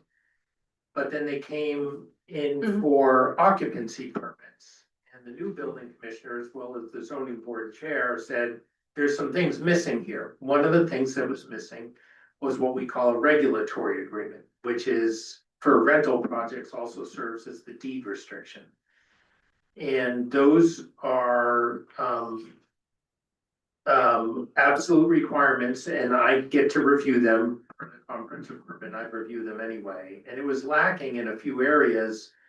One of which was the fact that it was of limited duration, and that regulatory agreement, which was by Mass Housing. They say they've changed their policy. They used to do perpetual regulatory agreements. And to me, that was important that it was only for 15 years, because the way it was written was that the affordable housing would only be for 15 years. So I succeeded in getting them to agree that the affordability restriction would be 15 years. But after 15 years, all of the state monitoring under the regulatory agreement would lapse. We would still have the restriction, which was good, but there'd be no monitoring of the project. So what they said is, well, if you want, you could do what is known as a springing regulatory agreement. You sign it now and it becomes effective in 15 years when the other regulatory agreement terminates. So I said, well, this is new policy. And they go, well, that's our policy. So I said, well, here's what the new one has to say, because it's just gonna be us, no state agency, and I'm gonna be pretty strict about it. And they said, well, we don't like what you're putting in it. I'm like, well, it's, Yeah. we want perpetuity on all the affordability, we want perpetuity on the monitoring of their dividend, because they can only make so much profit.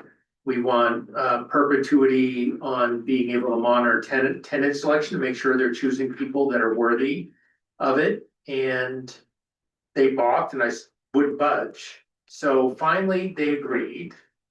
And I said, well, we now need the state approval for it to be perpetual, because that's what the statute requires, and that took some time. Finally, we got all those approvals lined up. It's the form I want. You have to sign it. So this is to get your approval on it and to get it executed. Who's gonna monitor it? So at the 15-year point, we can choose a monitoring agent, an affordable housing entity that will monitor the affordability at the expense of the then owner. Okay. So it's not like we're gonna be monitoring it, so we would probably be choosing a local nonprofit to do the affordability Maybe monitoring. Millis Housing. Could be, potentially, that's not Yeah. always what they Yeah, do, yeah. but that's what it would be. But I wanted to make sure that we were protected in perpetuity on all four corners of this. And this document doesn't, it's really a shame to me that the state is abandoning these projects after Yeah. 15 years. If they say, oh, no, this is all part of the plan, and I said, bullshit, I've been doing these 40B projects for 30 years, and this is not what you do. So in any event, the document's in decent form, so I just need a vote for you all to approve it, and then And where does this document go? In a file? it will get recorded. See, that's exactly what I said. What? When I said, when I was saying it earlier. Where does it go? No, I'm joking. I Oh. said, Jade, forget It just seems like it's an onus on us. It's not an onus, it's actually, I view it as an opportunity because the state is not a great watchdog. Yeah. Well, Oh. the EOHLC is a decent watchdog, mass housing is not. Right. They wanna provide their subsidy, which isn't really much of a subsidy at all, and then get out, we'll never see them again.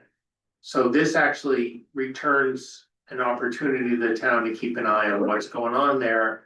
It's not much work, but there will be an entity that for rental projects, when a unit goes either over income, an affordable unit goes either over income or becomes vacant, there's a process to get someone else in there, and it's important that that process is applied fairly and appropriately. So it gives us an opportunity to make sure that this project's done right.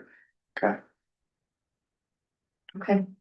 So do we Any have to other read this? questions? No, there's a, well, yes, you should have read the packet. Yeah. We have hats. No, she'll just like. We have hats. Yeah, she'll just say, like, Jay, come over to the office and explain this to me. Yes. And I- Yeah. You had all weekend to read this, Ellen. Oh, go.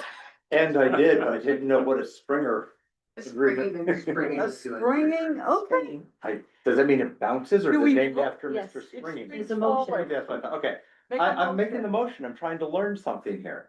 I move that the board approve the local springing regulatory agreement between the town of Millis and 1060 Main Street Realty LLC as written, and to authorize the town administrator to sign on behalf of the town. Second. Been moved and seconded. All those in favor? Aye. Aye. Motion carries unanimously. We have authorization for Mr. McKay to have keys. Everything. The keys. I am so pleased we've taken them away at one point, because that doesn't always happen with employee leave. That's funny.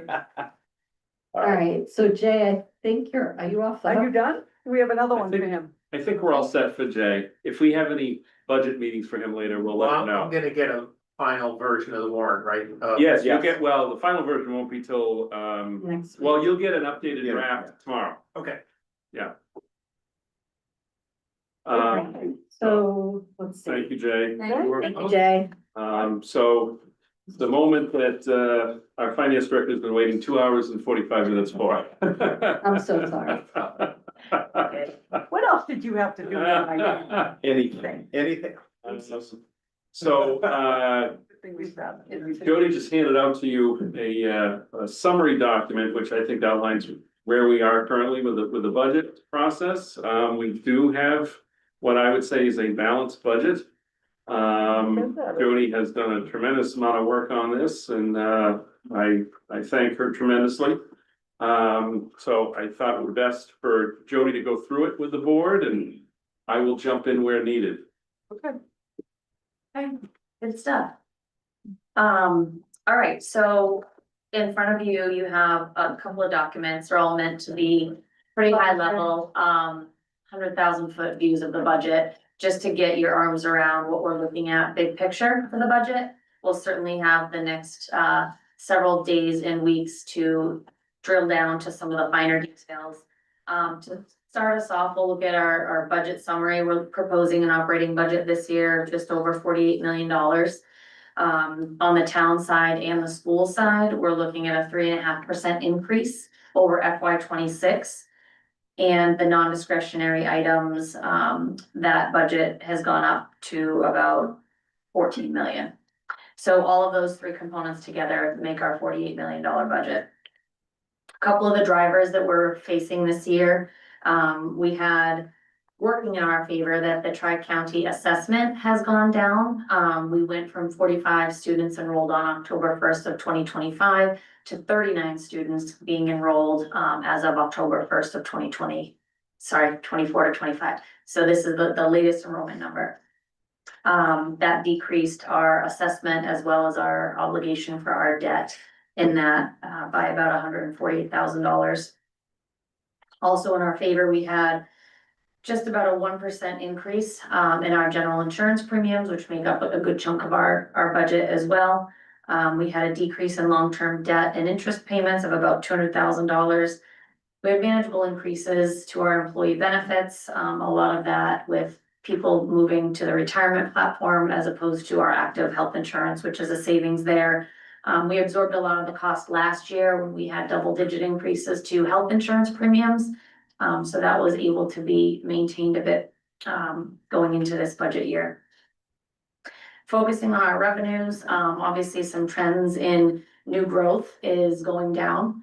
So we sort of hit our new growth peak around 2022, sort of capturing all of that new growth with multiple of the housing projects and things that were done during that time. So we're sort of at the tail end of the bell curve as it relates to new growth. So we're still keeping very focused on that, working both with our assessor's office as well as the building department to really see what's in the pipeline for projects. So we'll be considering that as part of our revenue picture for this year. Obviously, we know we have limited amounts of new revenue sources to the town. We're pretty limited when it comes to that. We have a net flat state aid funding. We had more money on the gross side, but our assessments went up, so we're pretty flat in that regard.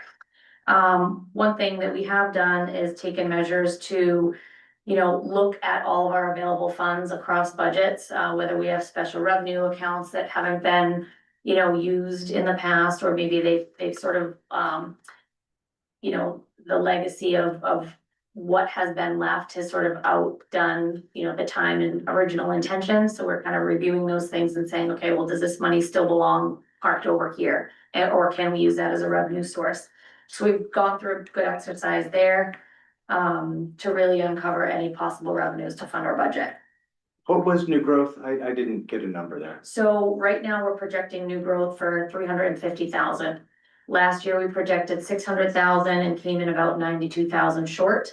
So we were just over 508,000 for new growth last year. Yeah, you're not gonna get an argument from me, but this is Right. back to finance committee days. for me. Yeah, and honestly, new growth this year, even in talking with our assessor, documented growth, things that we know of right now for next year, is about $178,000 in the pipeline. Yeah. So, again, we're predicting this far out. That's what we know about. Certainly other things can come up. But I'm just not comfortable moving the mark too far off of that at this point. No, I agree with you. So yes, so that's kind of that, and I'll get you a more detailed revenue picture as well to kind of look through all the funding Yeah. sources. We'll take some time to explain it to the general public, where our revenues come from. But again, 100,000 feet to kind of kick us off here. On the expenditure side, we had instructed a lot of the department heads that we were pursuing level services for our budgets this year. Obviously, they can ask for whatever they think they need for their departments. And then our town administrator and I sit and kind of cull through all those requests. But we were able to provide, in most cases, level service budgets. And in some cases, we found savings. And in other cases, we were able to provide more. So, again, a good review of that. We did have a challenge of incorporating about $300,000 of previously funded services that were funded through HCA funds. So trying to figure that out this year. In addition, we had about $477,000 in above level service, which actually is a little bit more than that because I just learned about Jim McKay's FTE request. So, about $550,000 or so would have been above level service asks across the town. So again, we had to get just really, really diligent, rolling up our sleeves and looking at things both from a revenue and expenditure standpoint.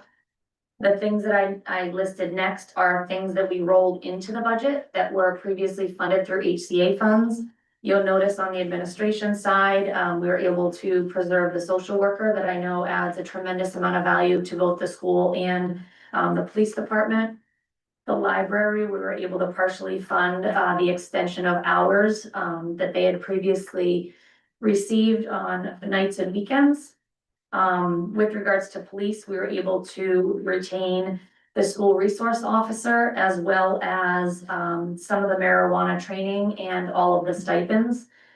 You'll notice that in the little footnote on that is that we had $104,083.91 in HCA funds that were remaining in free cash as certified last year.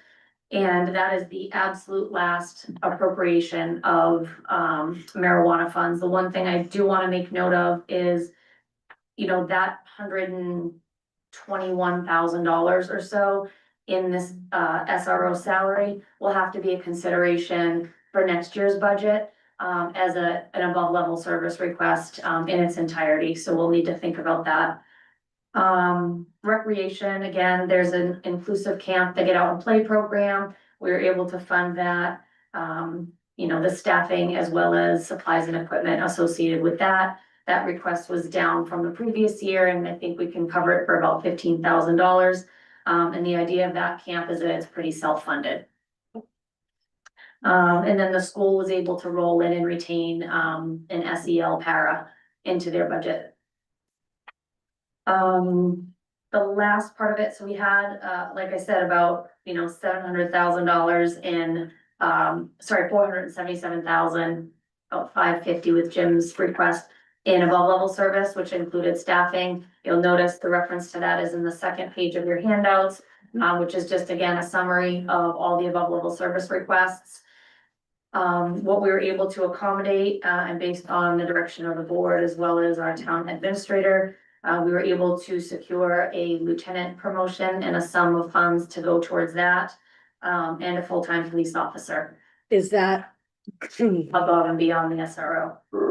okay? I know, right? So conservation, we were able to secure some conservation hours, and we were able to reinstate the Council on Aging's transportation and driver wages, that was sort of shuffled a little bit last year in the budget. They utilized some grant funds last year towards it, but they don't have those funds this year, so we're just basically backfilling that fund. Right. So they can maintain services as Right. usual. So the only additions in the, for the real above level service requests are the police lieutenant promotion and one full-time officer, as well as really just 4 hours a week for a conservation agent. So that's really the only new positions, on the municipal side. What is not included in the budget that was asked for, was IT administration had asked for cloud services, at the cost of about $24,000. Police had asked for 2 FTEs. We were able to provide one and a little, in a promotion. Fire had asked for some on-call wages. We did speak with the fire chief about, seeing what we could do to try to accommodate and look at some of that, the opportunity to fund that potentially in the fall. Yeah, I think it's worth looking at as far as different proposals to be able to better staff that. We couldn't fund a full year, but as part of our longer term financial planning is something we should look at over the summer, to kind of plan out to help the fire department. They're a bit stressed on their on-call operation, just because the number of calls have been escalating. So that sort of handles, again, the snapshot of what's included in the budget, what wasn't able to be included, and sort of where we are with funding both the town and the school at a 3.5% increase of their base funding over last year. Again, some reference documents just to have, when you're reading this over the weekend with your other things, Ellen, the above level service requests, right? You're gonna see capital requests on here. Again, that's just an executive summary of all the capital that was requested. And the final page, Greg, I left the best for last for you, was our free cash recommended allocations. So you'll see, unpaid bills was removed. We started on Article 3. This is the final appropriation of the HCA funds, which ties directly towards the funding of the SRO, and the stipends. You'll see capital items, is directly correlated to, basically everything that was on the capital request list. Certainly these things can be, edited as needed between now and town meeting, but it's just an allocation of funds if this were all to move forward. Tri-county debt, we strategically placed 2 to 3, maybe 4 years, depending upon our assessment. I'd say more like 2.5 to 3 years of funding. We've only had the debt assessment for 2 years, but we were not around 343,075 the first year, and we were like 286 and change this year. So I estimate anywhere between, 3 and 350. But go ahead, Craig. I think this is one of the commitments that we as a board made to try to fund Tri-County for as long as possible without doing any talk of an override. And this pushes us out for at least 2.5, probably 3 years on that situation, which. So this just funds that. We had some, that's phenomenal. Stress off the taxpayer. It's phenomenal. This is exactly what we're trying to do. We can't say that in perpetuity, we can fund Tri-County without an override. Right. But we can pretty clearly say for the next 3 years, well, this year, is it this year and then 3 more, or is it? Yes, it would be, the FY 27, 8, and 9. 27, 8, and Yeah. 9. So the next 3 years, we won't Right. even consider asking for an override for Tri-County. So just a quick question and I think I know the answer to it already, but I'm gonna ask it anyway. For the capital items. So the capital request is a total of 1,978,568. Yep. On here, we've got 684,935. Majority of that is gonna be funded from the water sewer Enterprise. enterprise for the water. It will, Okay. it will all be split. So the meter replacement at 1.286. Yeah. That full bill will be funded through Water. retained earnings for both water and sewer enterprise. So does this mean that we're going to be able to fund The rest all of of the everything, capital yes. requests that Yes. came up? Recommendation, Okay, all the capital great. Yes. requests Okay. are funded. Yeah. Good, okay. good. Yeah, and they all make a ton of sense. I mean, we Oh, looked yeah, them over, there yeah. was nothing that rose to the level of things we hadn't, fell to the level of things we hadn't funded in the past. Right. Okay, And the only other thing that, again, I know the strategy of the board and, pushing this down the road a bit. In essence, it's not best practice to fund the operating budget with free cash, right? So the Tri-County debt is an operating budget issue. But it's very distinct and very specific, so we're not essentially using it to fund salaries or wages or that sort of thing. So I'm comfortable with this approach, but also want to be very clear that this will be problematic when we can't use Yeah, free Yeah. cash to fund it. So Sure. it should be a discussion point sooner than later, Right. that in 2 to 3 years, like you said, Craig. This is something that's gonna need to go before the and voters. this puts us out about 5 years from when they started assessing, not that we're at 5 years yet, we're 2 years into it already with the big assessments, and this gives us 3 more. Yes. So, yeah, and that's the best we can do. Yep, And exactly. there's 2 solutions. We ask for an override vote on it in some point in the future. Mhm. Or we start making cuts to things that we fund that are gonna be painful, Right. and that's where it's gonna get tough. Correct. But being able to extend it as long as possible is what we need Is to this, do. Jody, is this the last penny of weed money? Yes. It's the last Anything? 89 cents or Drum something. roll, anything? Oh, thank Fun. you, Ellen. thank you, Ellen. This went like, That went for a very long It time. was good. It Yeah. was real good. Goes to show that every bit was used. Yeah. what? Yeah, Every bit was used. and it was used And- for good. And it was used for appropriate. real Not that the town stuff. screwed it up for everybody. Something, Yeah. something. Yeah. For real. Excellent job. Good, so, yeah. Something. So just Yeah. kind of flipping through the rest of these again, unemployment sort of takes the rest of what's in here that wasn't a strategic number, it was sort of the leftover number. But that's okay, because we like to continue to make sure that there's a number of funds in unemployment. Those can be very unpredictable. We are recommending $100,000 in the 111F fund. Again, that balance we like to keep around $400,000. It just depends upon, you know, how many folks we have out at any time, again, unpredictable.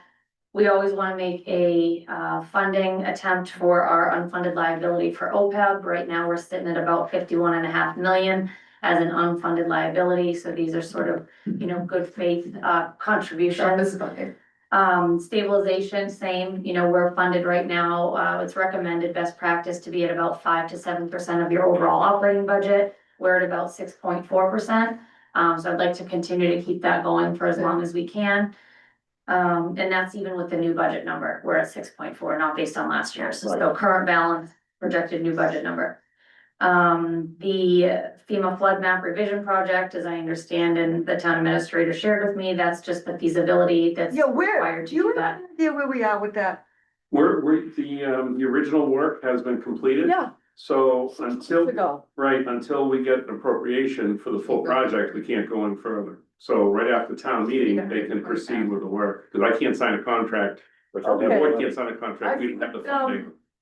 What Bob told me that they were working on, so they're waiting for money? They finished the first phase. They can't go any further until, and they've recommended, they've said that, based on their preliminary reviews, that we have a very high probability of succeeding Yeah.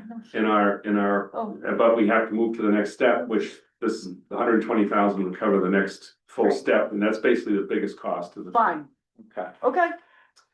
And finally, Yes. the last article, which we may still ask you to consider, but it would be reserved for compensated balances. So there are oftentimes, we have retirees and there's buyback provisions or sick leave payouts or vacation, accrued balances that we need to pay out, and they can be as much as, you know, as little as $10,000, as much as $30,000, $50,000. So this will just sort of hedge us each budget cycle to be able to have a reserve in an article. If we can't cover it with year-end transfers, we don't want to be, you know, stuck. Sometimes this is unpredictable, so you don't always know exactly when this bill is coming due. And I've several other towns I've worked in have this type of account. Yeah. We just haven't had it, and, so if the board is okay with this, you can't vote to formally put it in the warrant tonight, but if you would like it in the warrant, you could do it for the next meeting. So if it's something that you're feeling positive about, we can include that for the next. I think it makes sense, especially in a year when we have the free cash, because there's gonna be years when we don't, and this gives us the ability to, much like Tri-County pre-fund, or the 111F, it gives us chance to pre-fund stuff that we know is gonna occur. Yep. Yeah, it'll reduce the late minute year-end transfers to cover these types of things. And snow and ice, are we going to be able to do that with transfers in this year or? Well, we probably won't do it with year-end transfers, We'll do it but we'll raise it on the recap. Yeah. When we do the tax rate recap, what that essentially does is just will offset whatever free cash. Yeah. So it'll just get taken off the top of that balance. Thank you. And it's just I don't over, understand a word of that. It's fine. It works. And you know what? I'm It's doing fine. it. if we're around 220,000, right? Okay, If I'm not that's not, mistaken, that's not crazy. no, I mean, four No. went through. yeah. Okay. I'm that far off on my work, so. Thank you, Jody. You're welcome. So, Anybody have any I was gonna questions? say, if anyone has Yeah. questions. No. So we'll get into more details soon enough, but again, if anything pops up, let me. And so, we'll forward these to the finance committee tomorrow. Okay. For their meeting, Wednesday, and they'll be available too for the tri-board meeting Yes. on Thursday evening. Reminder. And we have, I think there's a budget item on the agenda, so we'll go through this again. Doesn't start at 6, 7 o'clock, 7 So we'll go through that as well, and The first time. we'll update the, the warrant will be fully updated based on your discussion tonight. So your meeting next Monday for you to formally approve and sign the warrant. All right, I make a motion, are we ready, Aaron? Yes. I make a motion, we adjourn? Second. Didn't want to jump the gun. Been moved and seconded. All those in favor? Aye. We are adjourned. Thank you, everybody, and thank you, Millis Community Media. Latest meeting. Have a great night. You've blown I've ever been what you to. had with, in the